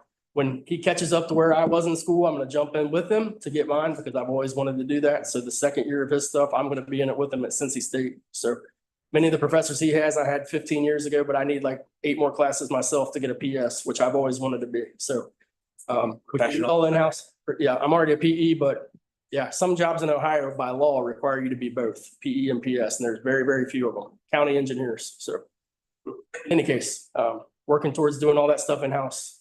All of the stuff for Mount Airy, Area 23, we're doing the same way. Everything that we're going to inform Cora on for our ADA accessible walks back to the comfort station, all of that stuff is designed in-house. We're going to hand Cora and their design folks, American Ramp, essentially the grading file and say, don't touch this line. All of this is already vetted. We have already got our wheelchair access back to the comfort station and redone that so that it can be ADA accessible within those. Chris McGee is working on that, but we're doing all that in-house with the same equipment. Trying to getting some traction finally on some of these designs. Let's see. Commissioner, you've asked about this 2 months in a row, so I want to give you an update. Inwood Park is back on the front burner. We met twice this past month to go through big picture stuff. What will we do? What are we going to do with this? What do we need to get evaluated so that we can start writing an RFP for the things we can't do in-house? Some of the things, as you know, and we've talked about for a year, is we want to get the evaluation done around the outside of the buildings. The foundations of the wall that support some of that along Vine Street look pretty bad. We want to make sure that we're not spending $1 million, to do something that the wall is crumbling right in front of. So that would be a big evaluation that Kelly from my office is working on putting together an RFP for. All of that testing, we think is going to be things that we put together an initial investigatory RFP by the end of this year so that those tests and those things are done. We also know, I think that used to be a dumping site between Vine and the pavilion in that green space there where it slopes up pretty high. We think that was a dump. So we're working right now to find out what's there. Is there anything there? Those kind of investigations are going on now, utility wise, and what's in there. So Inwood is in full swing. We're going to do a concept drawing, but that's going to take 2 or 3 months. We have some really cool ideas to activate even where the concrete pond is and potentially was. I'll say that. But more to come on that. Just want to let you know, Kelly's also developed, as Jason builds out the 3-year plan, we're backing that up with project. And Kelly, we hired essentially just to do that kind of stuff. She's already built a template in Wood, which we will show you very soon, of a project schedule and how that's going to happen. So that will inform the Gantt chart that Jason will show you in the future. Inwood, are we hiring someone to put together a concept design or a few? We are hiring folks to do the testing that we can't do in-house. Geotechnical testing for sure. We have a preservationist on staff on the other side of this. Architecturally, Andrew Campbell that is what him and Chris McGee do. So for the building pavilion assessment, we're probably not going to go to KZF or someone like that to do this assessment until we need a structural help. That will be one of the things that we can bid in-house. City of Cincinnati has structural assessment through a revolving contract, like a term contract. So basically we can go out for those professional services when we need to.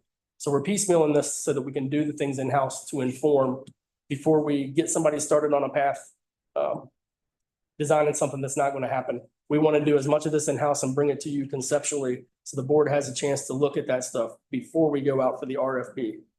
Because we don't want to spend a whole bunch of money and time designing things that aren't even viable. We think that this will be ready for some sort of community engagement this fall.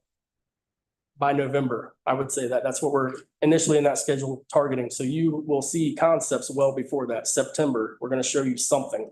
Here are the big picture things that we think we're going to do or we're exploring. We found out that the dump had this stuff in it or isn't a problem. We have soil borings that show us we can do this or that. The pavilion is this messed up and we think it's going to be $1 million in retaining walls. Yes. Are you talking about designing this and then taking it to the community for input, or are you gaining insights from the community before you go through the design process? We are only assessing what is there now to know the magnitude of what has to be fixed before we go to the community. You're looking at deferred maintenance at the moment. We're looking at most, yes, but still on the concrete pond side of this, if we completely took that out or did something different with it, what if you put 4 basketball courts, a splash pad?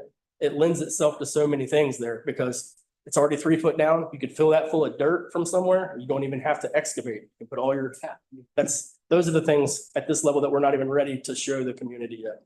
But basically, we will know what is our palette. So they're doing all of the kind of deferred maintenance study to be like, here's the palette, that won't work, that will work, that this is an option. And then we want to engage the community deeply and kind of design this from the ground up of, okay, what are our hopes and dreams? That's too expensive, that works, that's great. And kind of come to a plan. And also consider strategic initiatives of the foundation, strategic initiatives of the park board.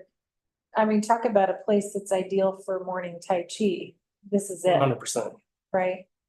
So it is definitely a park whose success will be found through great programming and invitations to bring people into the park. Sorry, we're trying. This is a crown jewel park too. It just doesn't Yes, look ma'am. like We it well. know.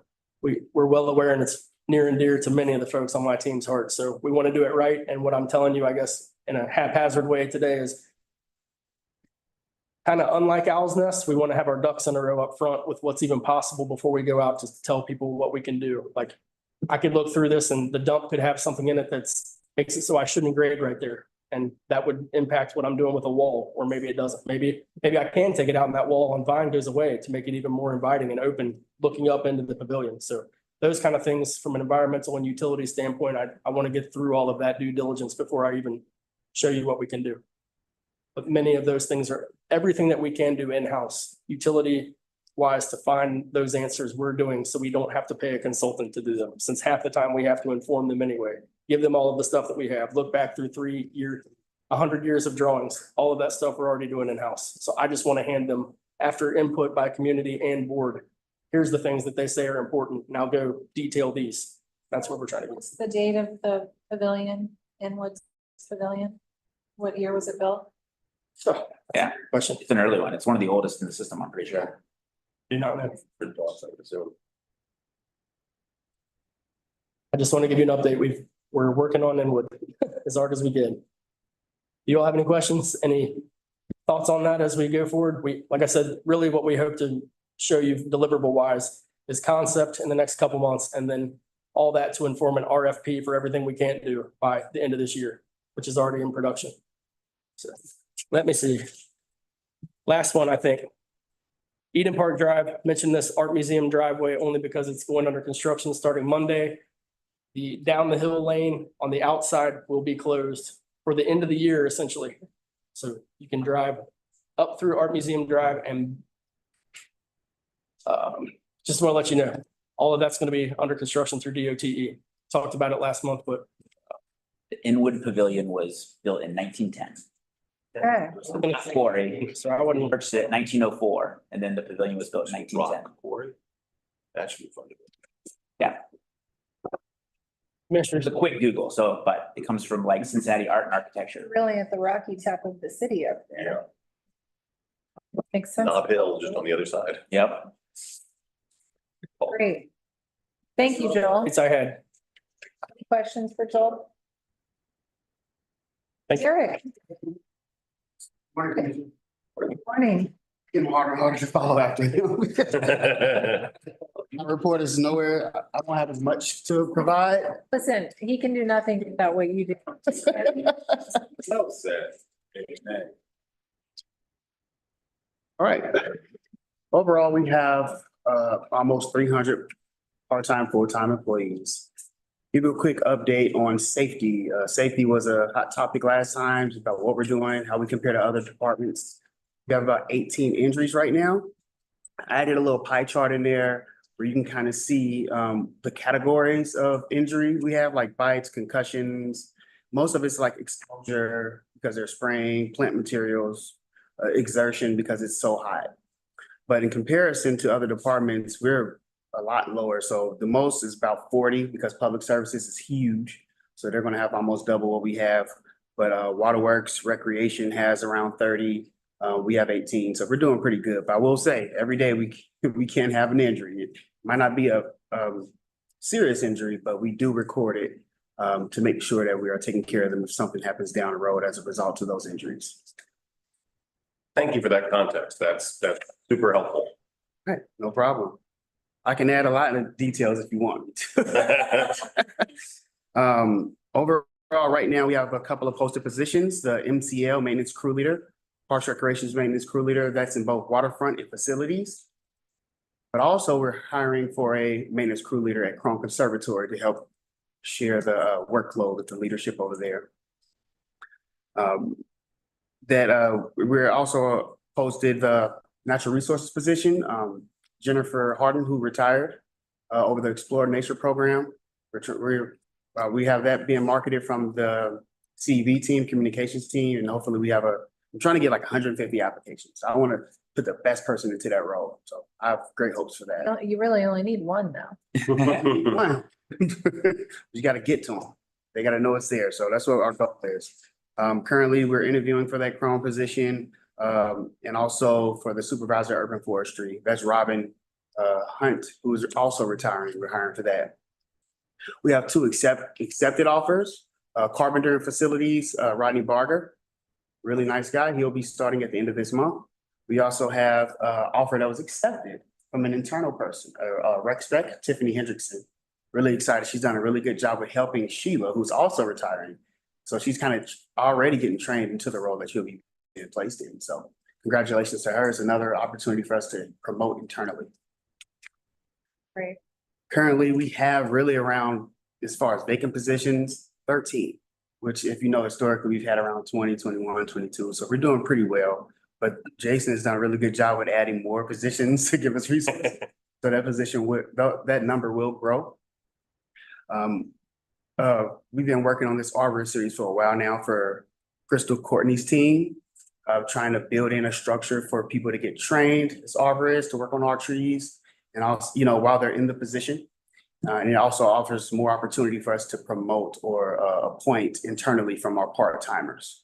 So really happy about that. Hopefully this year we will get that finalized. We are close, but I don't want to give a definite date until that's one where we're going to save on our professional services contracts, where we won't have to hire tree crews from outside companies because we'll be able to do that work internally, which should see some real value and allow us to control our destiny. If there's a problem, we can take care of it. We don't have to wait for somebody else. Right. That's right. And we're also hiring for a service crew leader at Waterfront, service area coordinator at Waterfront. We just actually concluded interviews for that, and we'll be putting out an offer by Friday. A lot of great candidates for that, a lot of internal people for that as well. I added a little snapshot for part-time positions. One thing that's always important to me is, what'd you say? I'm sorry, is just increasing the applicant pool. You can see just from 2022, we went from 455 all the way up to 1,220 applications by now.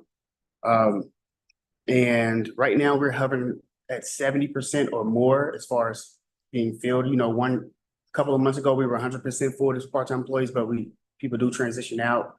They go back to school, they find a better paying job, but we're working aggressively to keep these positions filled so that they have the resources to keep our parks looking nice. But we are around 80 plus in most of our divisions, as far as percentage of part-time positions filled. Yeah, that's pretty much everything. Is there anything you got for me? I can do one. I didn't get to as much with Sheila or Ronald, but I had the privilege of working with Robin Hunt a couple of years ago in the interim chair, and got to, with a new mayor in his, I think, second week on the job, say we'd like 1,000% increase in fees assessed to residents, which is not something that an elected official always wants to hear. And without Robin's steadfast guidance and expertise, that would not have gone anywhere. So if you would extend to him that he will be missed, I would certainly appreciate that. He's been a longstanding asset to the team. I just happen to have had personal exposure to working with him, so would be remiss if I didn't call out that, not to take away anything from the others, but I just happened to work with him better and wanted to call that out. Yeah, we're losing a lot of historical knowledge and people who are really great for parks, so. Great. Thank you very much, Derek. Thank you. Jason, your time has come. The dog park project. So Well, we had the forecast update. We have that to distribute. not have that to distribute today. I'm gonna email it to you. It's pretty close, but I wanted to just get another look at it, get it, make sure I have it kind of all buttoned up. But I will be getting that out to everybody and we'll make sure that's public. It's pretty great. We haven't had to adjust stuff too much. Mostly it's been about adding stuff and making sure we're not too aggressive in adding new projects to it. So we heard from a lot of folks on both sides of the dog park issue today. We're here with an update and a bid for you guys to consider to move forward with building this project. What you see here is kind of the original plan. A couple of slides that'll just take us from kind of where we started with the conceptual plan in like May, June of 22. So right towards the end of Commissioner Nyer's time in interim chair, as you described it. And then you can see that was kind of the original plan. All turf. It had some really high-end decorative pavers in the beginning. Added 2 trees. Then if you can go to the next one. This is what we updated it to with kind of a full design and construction drawings in December. We got some additional public feedback. This saw the addition of some more trees. So now there's 5 trees within the project. Never seen that one before. There are 5 trees within the project. We added some planting beds, reduced the size of the natural turf, reduced the size of kind of the size and the complexity of the entrance from being kind of entrance pavers with potentially like some sort of engraved piece of art to just being a concrete entry, but smaller. We added a bioswale kind of on the top of what you're looking at now, which is that strip between the fence and that grass there in the sidewalk. And then we added some native grasses along the back, which everybody at home can't see it, but kind of think that hill over there with just some native, like almost prairie grasses that would allow for additional habitat, additional noise mitigation to the extent that there's noise generated by the park, and the deep roots of that grass would help protect kind of the edge of the park. So next slide. So what were the changes that got us there? First of all, we confirmed that we had a certified PFROF turf from Forever Lawn, a 9.5% reduction in unnatural surfaces. We added 3 planting beds, about 142 square feet. We increased the number of trees, and we added that 2,800 square feet of native prairie. So since then, we put that out to bid, and as you guys have all heard, that bid came back well over the budget. So Joel's estimated budget, which was even higher than Human Nature's estimated budget, was about $405,000. It came back as $566,000, and there was only one responsive bidder through the procurement bidding process. So since it was so far above the estimate, procurement rejected that bid. And so we had no responsive bidders, but since there was only one responsive bidder, they directed us to enter into direct negotiations with them. And so through that process, we came up with what's on the next slide, which we worked to come up with concepts to value engineer this project and get it to a spot where we could bring it in on a budget that was much more reasonable. So one of the first things we did was reach out to Cassandra, who is here today, who's been one of the, along with her son Troy, who have been some of the inspiration for this project from the beginning. This project was always intended to have accessibility for people with multiple levels of mobility. Always difficult in a park, but we wanted to make sure that we didn't value engineer out kind of the true components of it. So one of the first things they said was you want to make sure that you have access to all areas of the park. You don't just segregate and say, well, you can come in the entrance and the bit around the entrance, but you can't get to all parts of the park. And that's where we started to develop this idea of creating a pathway, kind of a meandering pathway that would circle the tree wells and kind of touch all the tree wells and would allow that access to all areas of the park for folks on a concrete path. That also allowed us to then limit the amount of synthetic turf. The synthetic turf was one of the items that was came in as the most high. And so we limited that. And then, so then the question was what to do with the outside area. Initially, we were thinking that could be maybe a gravel area. And then talking to Joel and others, we decided to go with sod in that outside area, which again brings more natural surfaces back to the park or to this area. And so that's where we kind of came to this plan. And then this, we went back to Bruce and we kind of worked through, you know, how would these scope changes affect the cost?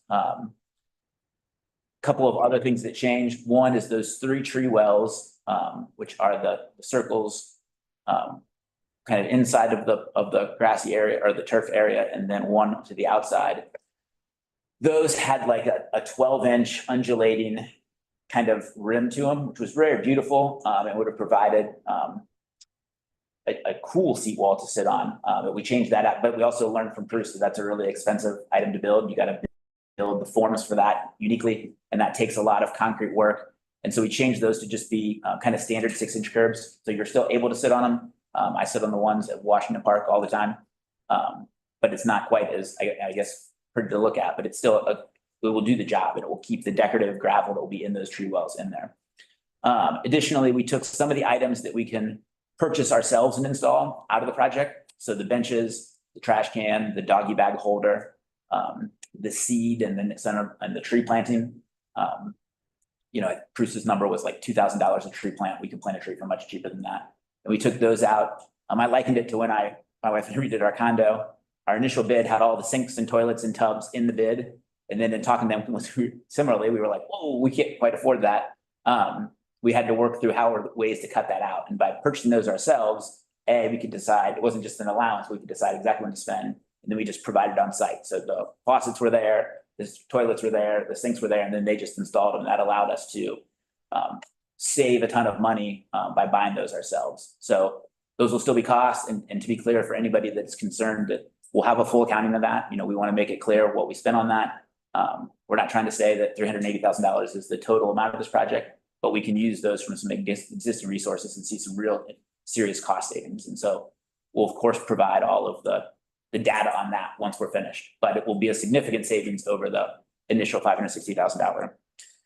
I think it's always hard to refer from my notes, but I think that kind of covers most of the changes that were made. Additionally, we had as an ad alternative on the project, what would it cost to do a curb cut and potentially do some handicap parking striping near the site. It wasn't that expensive. It was only like $4,000, but upon further consideration, and this is a problem we have throughout our park system, and some problem we faced in designing the playground at All Park, which is that we have a lot of kind of big boulevardy park roads, but they weren't designed to be roads with parking on them per se, which is why almost none of our parks have striping along the roads. When you think about handicap spots, you know, you can do them like you have downtown, where it's just a handicap meter and you got to be careful because cars are coming by, but that's not really ideal. And on a street downtown, you kind of have that expectation, but in a park, maybe we were sending even the wrong message. And so once we really dug into it, we were like, the other thing is the road just has some weird cross sloping and directional sloping, which doesn't make it ideal for that. And so we realized that maybe this was an example of us being a little optimistic of our ability to deliver on something that might not actually serve the purpose we were trying to get. And so again, it's not expensive. It wasn't really cut for the cost of it. And it's something we'll still look at, but it just ended up not being something that made a lot of sense for this particular road. But again, we're always studying that kind of stuff. I mean, in conversations with folks at Burnett Woods, there's a lot of, there's been a request for like a park striping plan around the bandstand. And Joel's looked at that and said that, look, if we're going to do that, that starts to put into play a lot of, well, a handicap parking space needs this much slope and this much side. And that's also like a road that it might be that we actually lose some of the flexibility of that area has if we were to put that striping in. And so There's a reason why we don't have big parking lots in a lot of our parks, but that limits our ability to then provide organized parking. It's almost like a decision was made way before to have less organized parking, but kind of big open pavilion roads. So certainly something we can look at in the future if we wanted to add in stuff, but there's a reason parking lots look like they do. It's because they're designed for the standards to make that striking right. So that's just one last piece. I think that covers the major issues. The last piece just is that it is now $381,000 bid by Bruce. We've gotten that through the purchasing department and that's been approved to be awarded to them. It's now for you to decide if you want to award to that. We have $300,000 that were committed to this project in January of 2023. So that leaves an $81,000 gap. The Parks Foundation, along with supporters of this project, have previously raised the $45,000 that paid for the design of this project with Human Nature. They have some additional money in the bank, but they need to go out then and fill the rest of that. And so that will be what community members are out filling. And we expect that that will be successful and that we'll have an opportunity to accept a grant from the foundation in the next month or two. So what we're bringing to you today is to move forward with completing this project using the existing dollars, the future dollars that the foundation will raise along with community members. And then we're asking to, similar to the All Park Valley Trail, to allow for a $25,000 contingency that wouldn't be used unless we needed to, but it would basically be pre-authorized. We don't have to come back and ask you for $6,000 more if we need to in the future. And we would use it from existing capital resources. So I'm happy to answer any questions about how we got here. And The $25,000 contingency that was in the original bid was taken out. correct. So we took that out of from being inside the bid. Okay. Now we're kind of asking you to authorize it to be used Separately. Exactly. So rather than tell them up front, you got 25 grand to spend on we're going to try to hold them as tight as we can.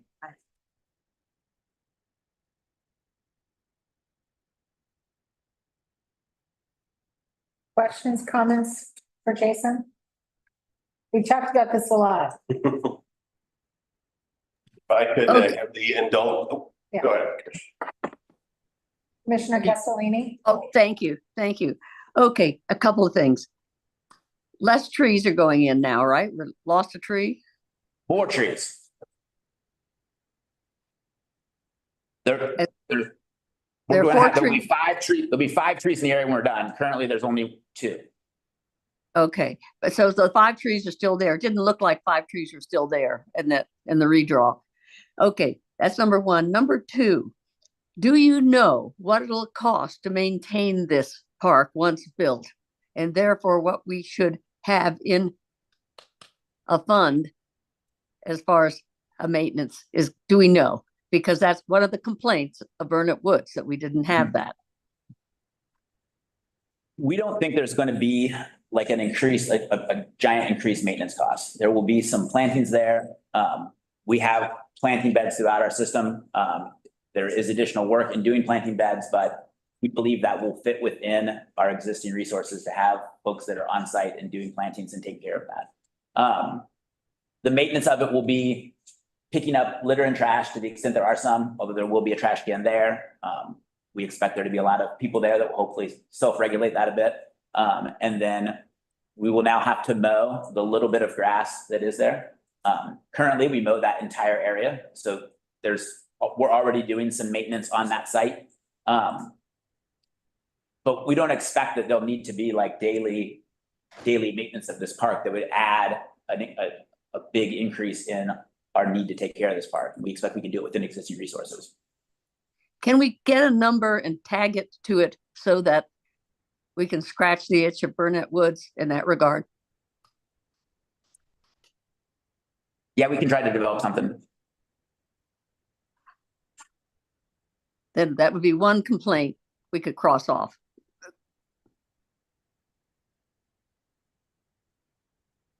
It really gets to the life of the turf and the life of the fence and maintaining a high quality dog park when those elements need restoration or replacement. It's more than the, weed whacking.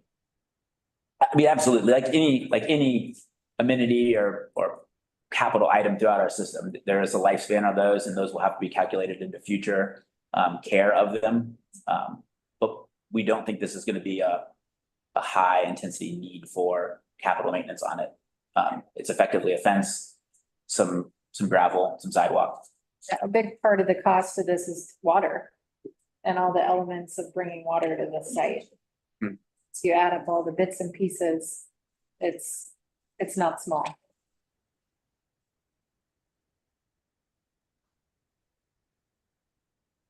If I could, yeah, so instead of sleeping last night, I was cogitating and deliberating on all of this and lots of information that I've gathered over a couple of years. And I'm not usually one to speak from notes. I tend to be more extemporaneous, but I did make some notes, and as such, I will need to put my glasses on to utilize them. But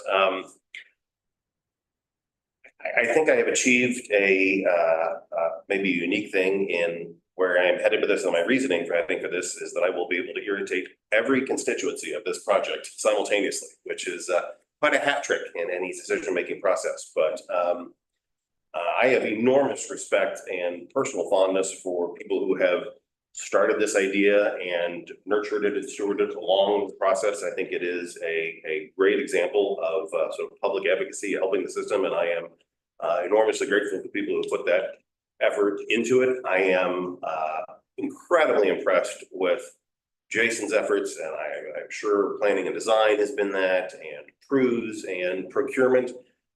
That is a tour de force of collaboration to bring this number into a much more achievable thing, and I am grateful for and impressed with that. But I was intrigued to learn today that the Alt Park Pavilion is going to be 100 years old. And I was wondering how long it took to develop that design and build that pavilion. And then I realized that I don't know, and I don't know if anybody knows, and I certainly don't care. Because what we celebrate about Alt Park Pavilion, what we celebrate about Crohn's Conservatory, isn't that it was done timely, isn't that it was done cost effectively, it's that it was done right. And I still believe there is a better project available here at this park. So with no animus toward any critic or proponent of the project, and being very, if the decision of this body is to move forward, I will remain committed to its success, enthusiastic and authentically and happily. But I am at this point a no on the project as it sits because I think there's a better project available. I think within the constraints that exist, construction timing, site location, this is the best project that could be, and I think that is truly commendable. But I want to hold out for one that's better. So with apologies for extending the conversation, because I think, you know, sometimes you get to a point where if you have a misunderstanding, more talking helps. If you have a disagreement, sometimes more talking doesn't help. And you know, we may be there. So with apologies for extending in that way, I am, assuming we go to a vote, I am at this point a no vote. If the entire this body goes the other way, I fully support and appreciate that and will be enthusiastically committed to its success. And I will be there with my two well-mannered dogs. My poorly mannered dog, I will leave at home, but my two well-mannered dogs and I will be there happily and enthusiastically. But where I am is I think we can do better. And if I think we can do better, I think we have to do better. So that's where I sit at this stage.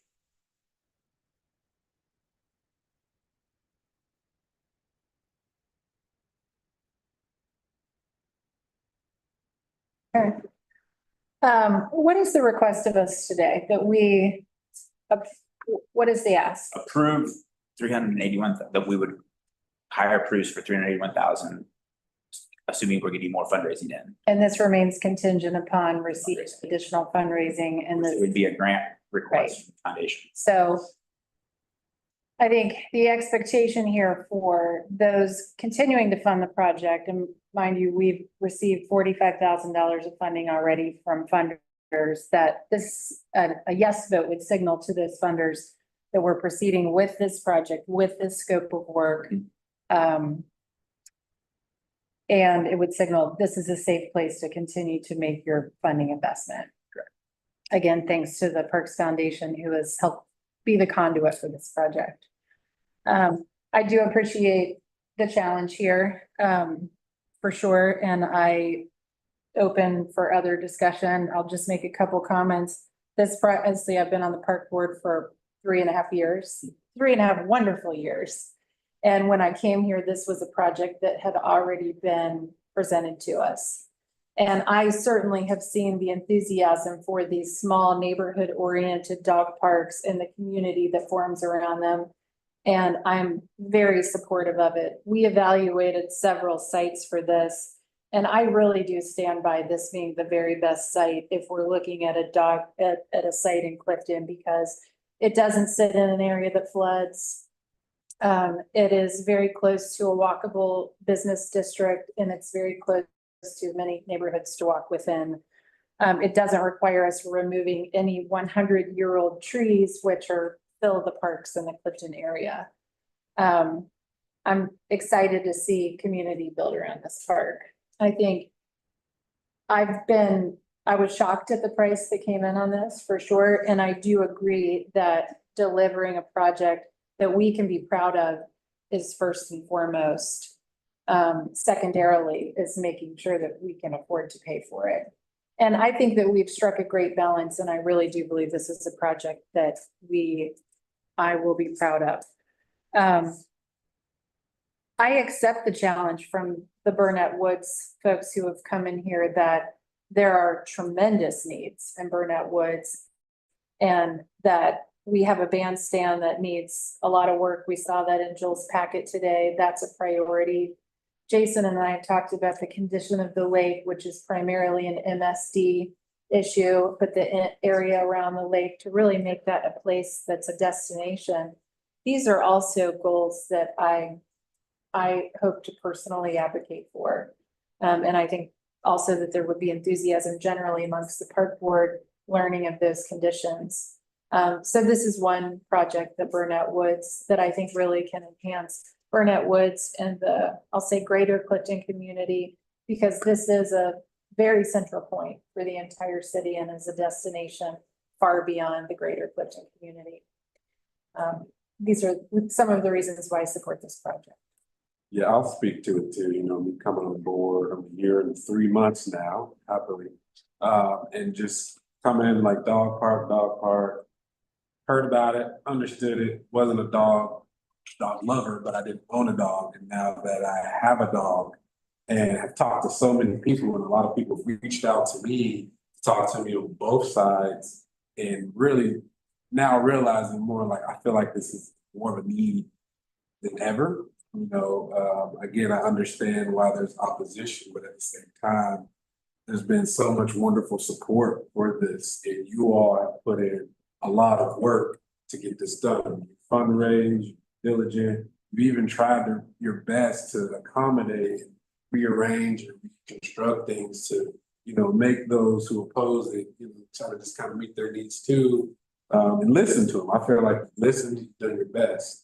And where I'm at, like I say, I'm just gonna say this to those who are a huge support of this project. Please show up and help take care of it. You know, we already have a lot of things on our plates, and it's the community that really helps us stay strong and stay together. So we move forward with this. Please show up. I'm really like pushing that. Please show up. I'm even gonna show up. I'm already picking up dog poop myself. So I'm really gonna be showing up and just show that this is something that you do really want and that the community does really want. That'll be the testament right there. When people show up, people clean up, people take care of and help maintain. That's it. So unlike Kick, who has heard from proponents and opponents, I've only heard from opponents. And I am a little concerned about the community support for this dog park. This preceded me as well. I'm not a dog owner, so I don't have stake in the game. But I am concerned that I personally haven't heard from enough supporters to make me feel comfortable that there is balance. And so, as Kit was saying, you know, show up for maintenance of the dog park. I think the proponents need to be a little more vocal and a little more outspoken about their support for the park. Because that's kind of where I feel a little uncomfortable right now.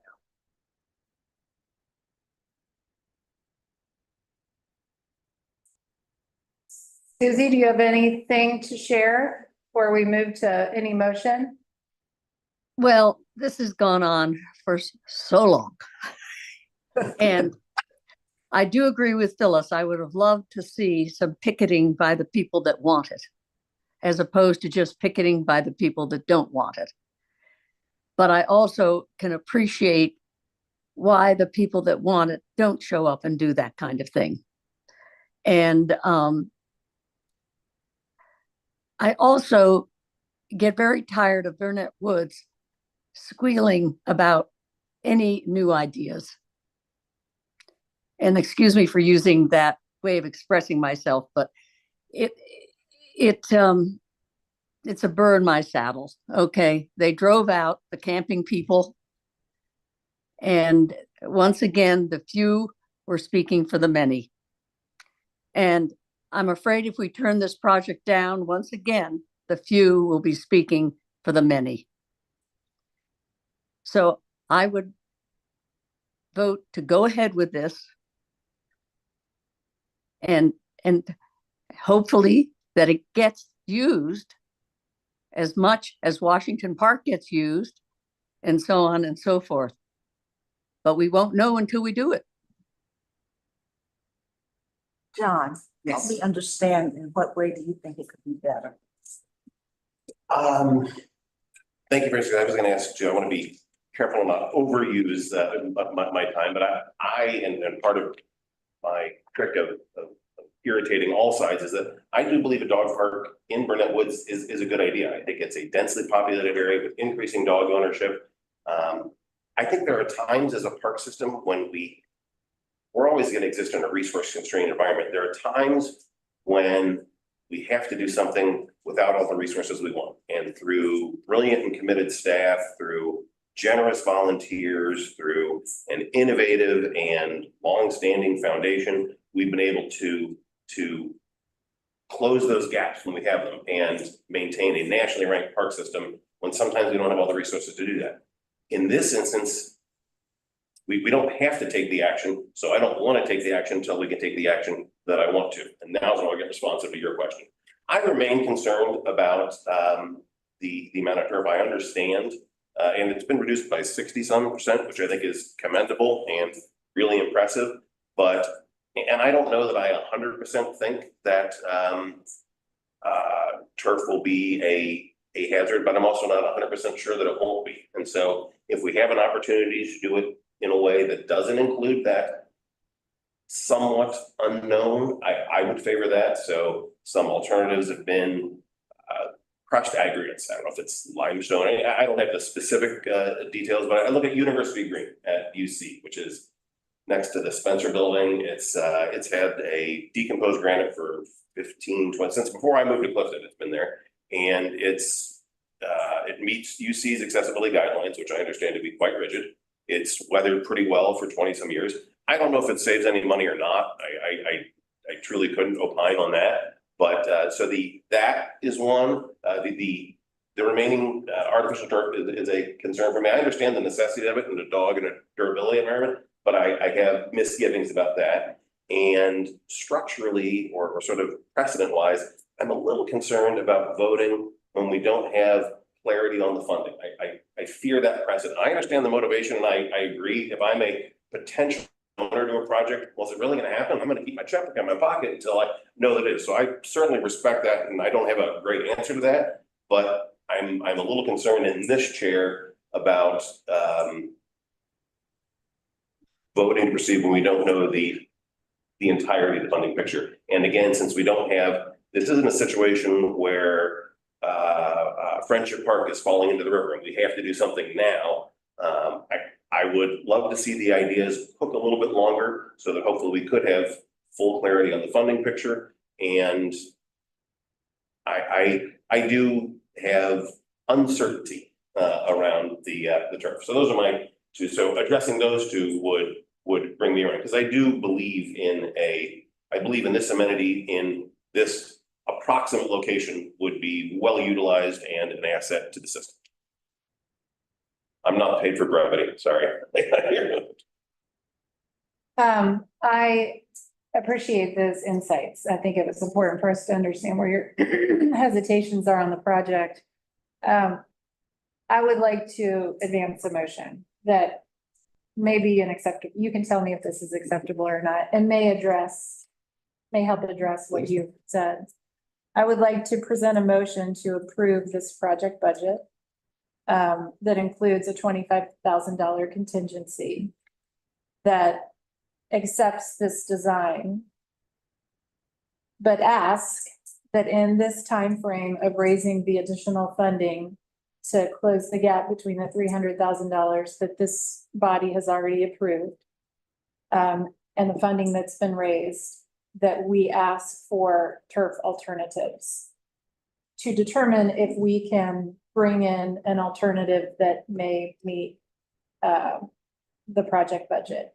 Because if there is a crushed granite or a crushed aggregate that can serve the purpose and be done within the range, Yep, we can definitely explore. let's ask. I don't know that it will be achieved, but it's certainly worth exploring. I appreciate that, thank you. I think that's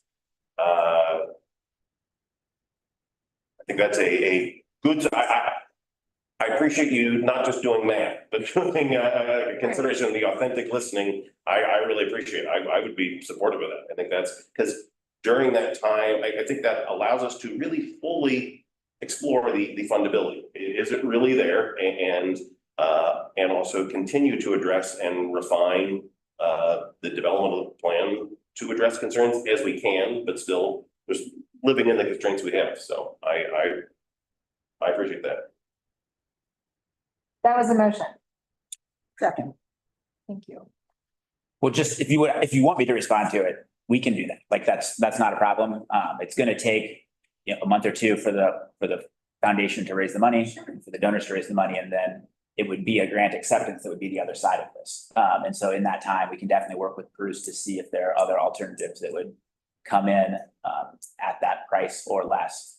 And then we'll means test them and see if those work and what the positives and negatives of them are. So. Roll call. Jason, how long is the contract with Bruce? So I've talked to Bruce, they understand the fundraising component of it and that there will be a couple of months, and they said this price is good. And then there will be a lead time of, you're looking for, once we enter into contract with them. So once something's approved, we gotta write the contract, and that usually takes a month or so to get those things underway. And then once we give them the go, they'll start ordering the supplies, and there's like a 4 to 6 weeks on that. And then they'll be under construction. They think this is a 2-month project. And so it would be finished sometime this winter. All right, but for instance, if we delay it in looking for another product as opposed to the artificial turf, is the contract still going to be good? I mean, how long are they going to give us that price? So my read on the motion and everybody's discussion of it is that we don't expect any delay. So there still has to be the fundraising period. And the idea would be that we would investigate alternatives to turf during that fundraising period and bring you back options with pluses and minuses for both of them, by the August meeting, which is the earliest the fundraising would be complete anyways. So I don't, at this point, anticipate any turf. At this point, I don't anticipate any delay, but at the August meeting, depending on direction from the board, I could say, okay, well, if we go that way, that's cost this, or, So currently, I don't expect any delay. How much money, just to clarify for my pea brain here, how much money are we asking the dog park people to come up with now? How much more? It's $81,000 less whatever is already been raised that's in the coffers of the foundation. So there's an $81,000 that we need in order to close the budget. But I thought so what portion of that are we asking the dog park people to come up with? But donors in general, that's what's needed to close the project. All right, I get it now. Thank you.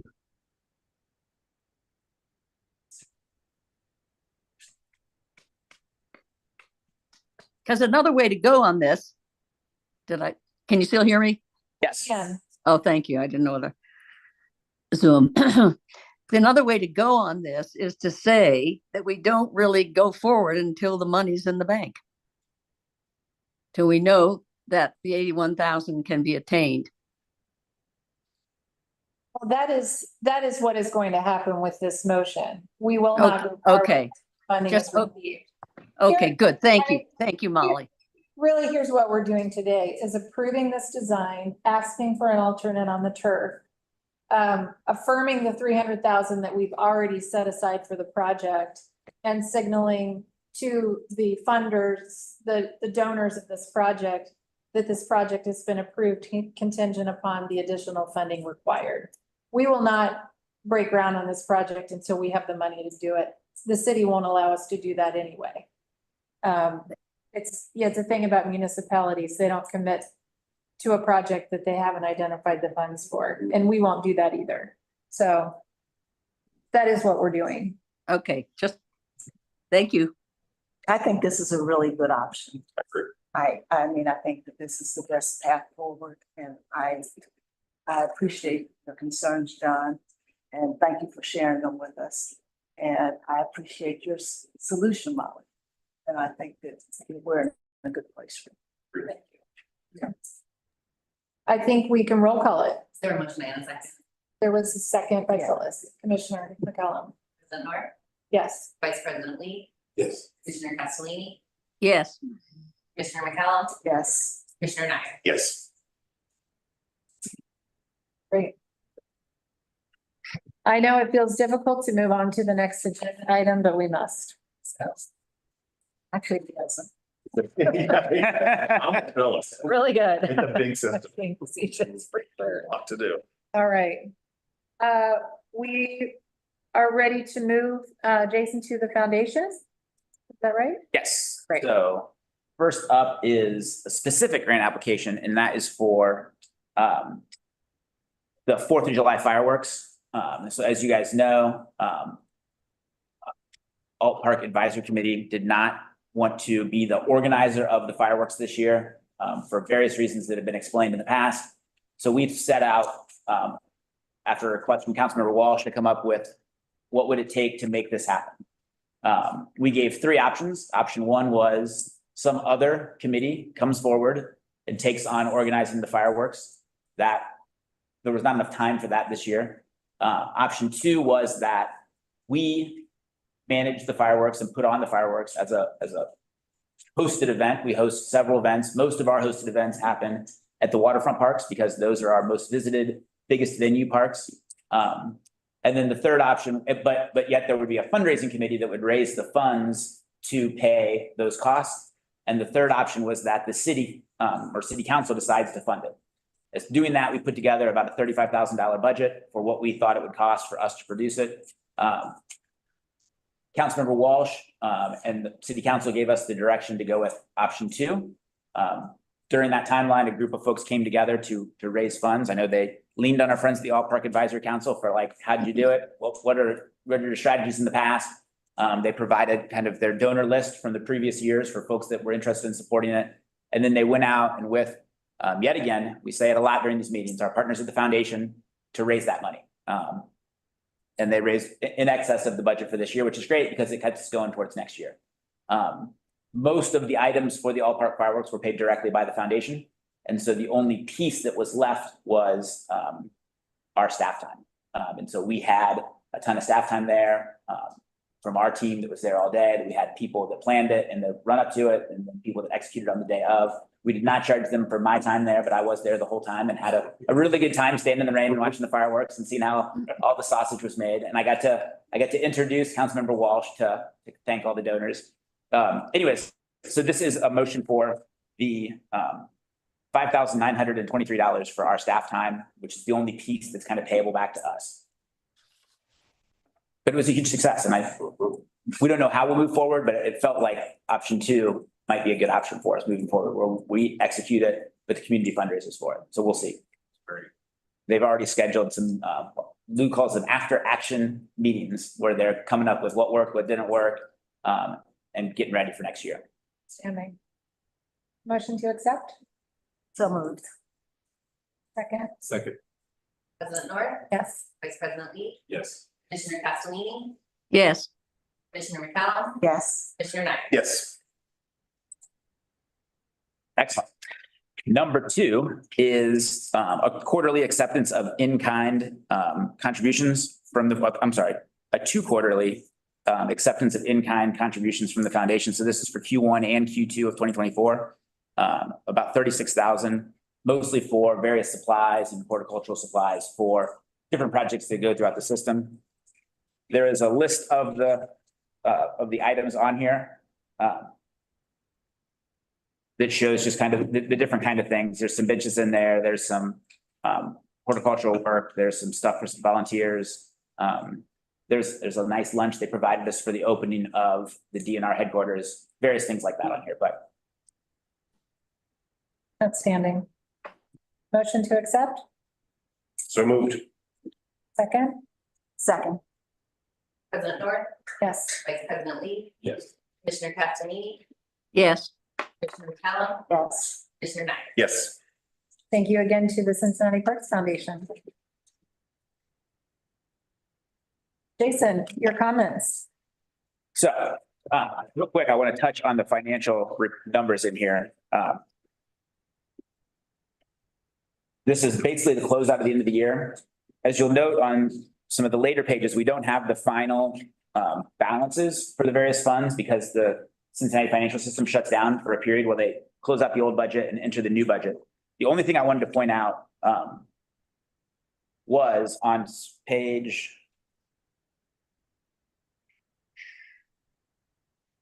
69.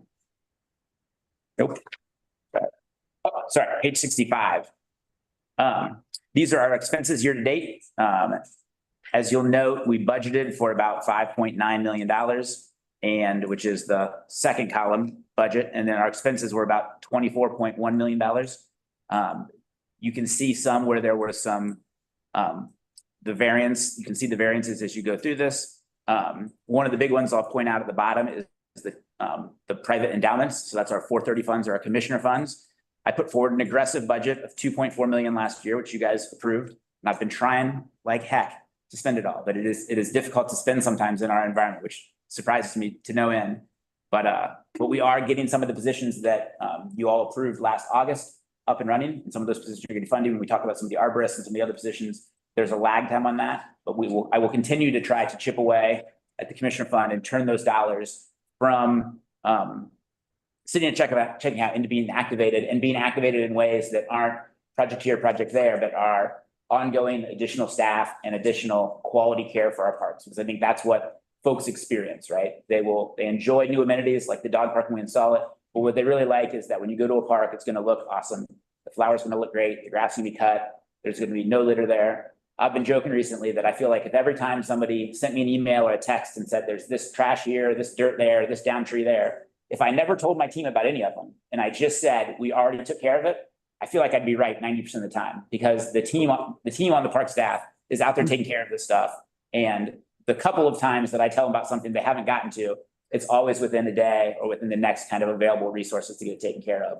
And so we're going to continue to try to direct those commissioner fund dollars into increasing our operating budget, increasing our operating spend, and making sure that we're taking care of our parks at an elite level. So I just wanted to point out that one note.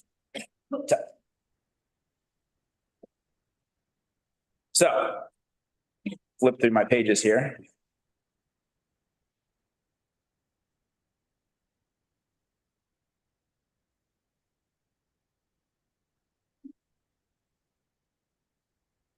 Here we go.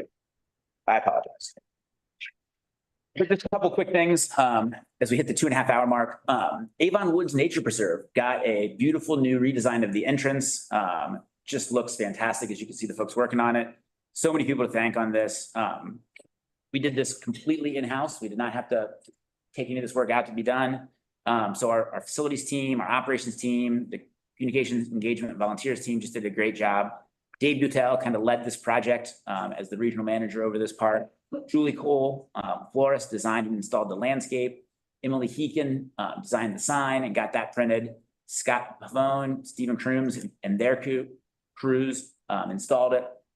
And then Nick Cook, who is the head of that part of our East region, that district, that his team built the stone wall, you can see there. And so just a hugely successful project and a great, really cool how we can do this internally and just make this such a nice new piece for just the folks that drive by and certainly for the folks that come into the park. It really invites them in a much better way.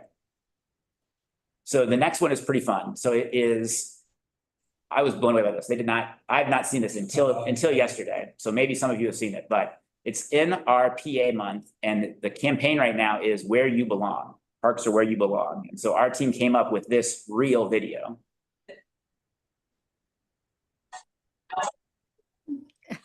Great.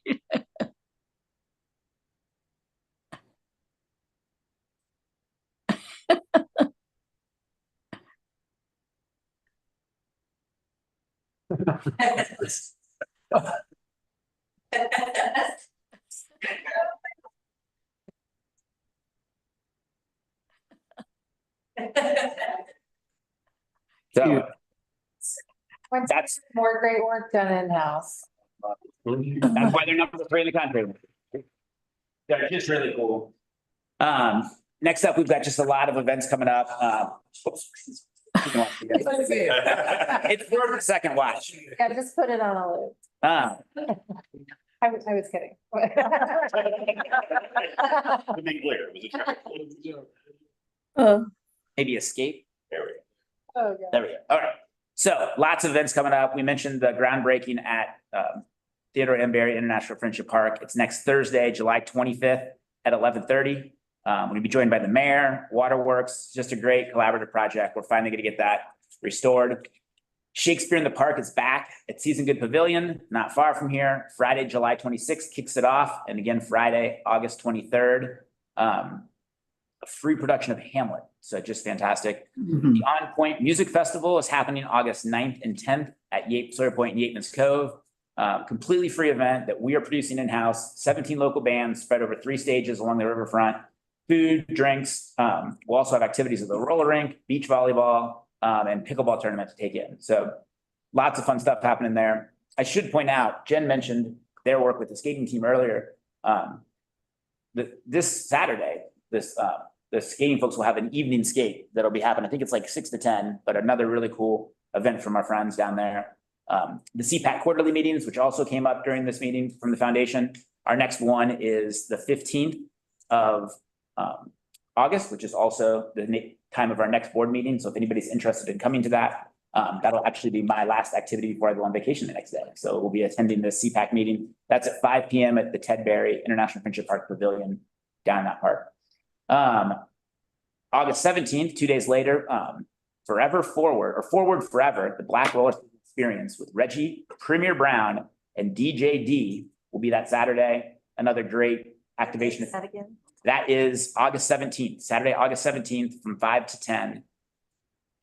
Forward Forever, the Black Roller Skating Experience. So, and we'll send all this stuff out to you guys, make sure you guys have this list of events.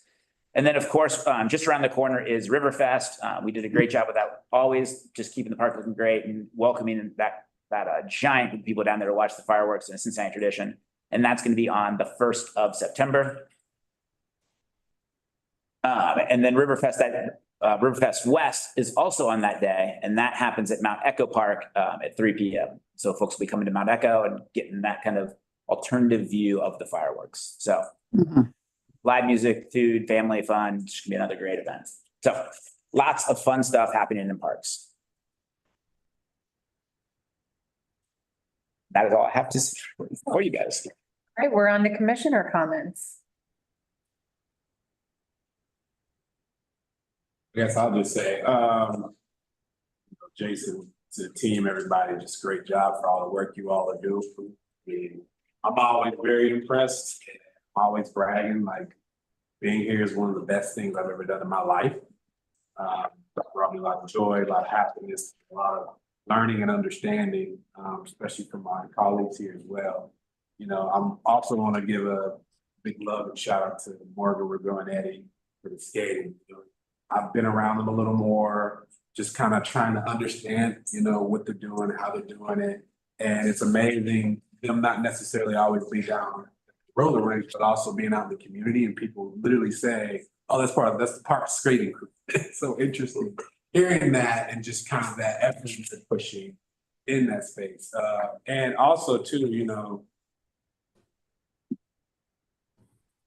I've been going to a lot of different parks. I owe you an email. I have not forgotten. We gotta get our walks in. Finally started to come down off the event season. And I mean, just seeing literally all the people that are out and about, that are active, that are doing things, and all park fireworks, you know, I know it rained, but from what I saw compared to last year, huge success. Minus the rain, huge success. The way it was organized, the way people were in lines for food, just Lou's team really showed up, and I would just say showed up and showed up. So kudos to Lou's team, just kudos to the entire team, just the work. Thank you.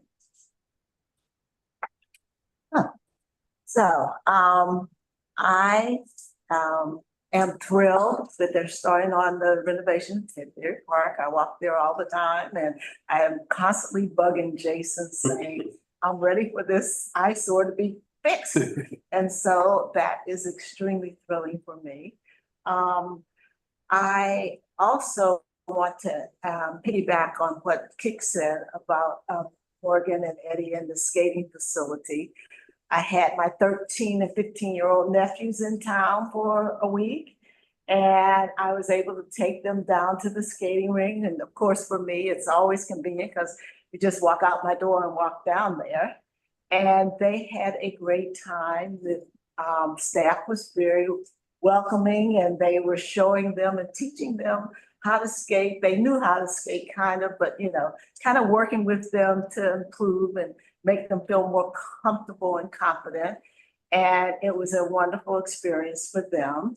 I'm excited about the Lido Park CPAC participating in their first meeting in August. I think that'll be a great experience for them. And I continue to look out my window and call it my park and see how people are always out in the park. And I still get comments regularly from the neighbors telling me how much they like the park and how much they appreciate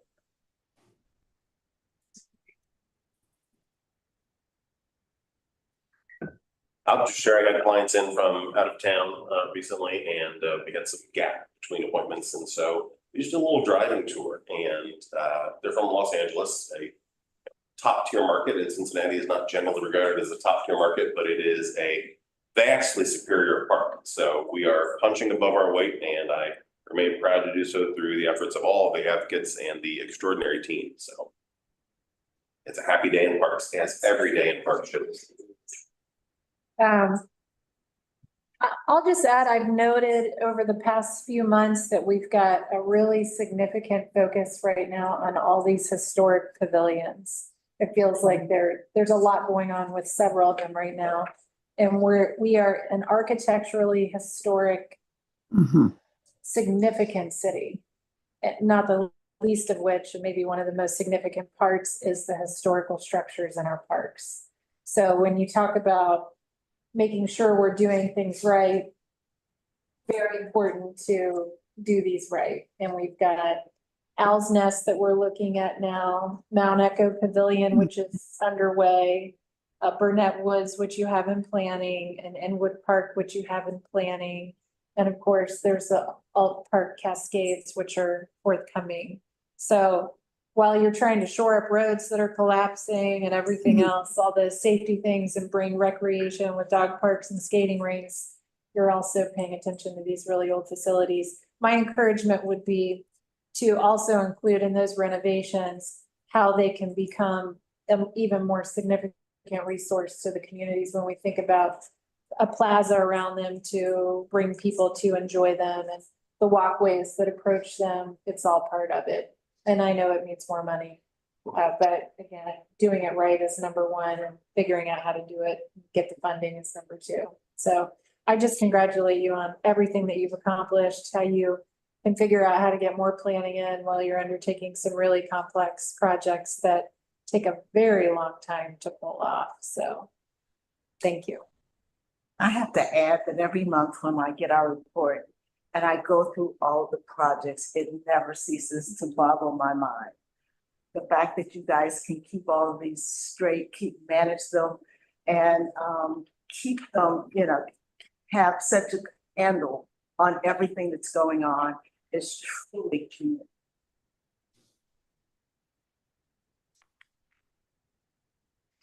We have, yes, Commissioner Castellini. I really hate being on Zoom because at any rate, but I just want to commend the staff once again. 121 parks, all free for everybody's use. And every time that I'm in one or another, or even driving through the city, everything is looking more and more wonderful each time I drive by. So thank you.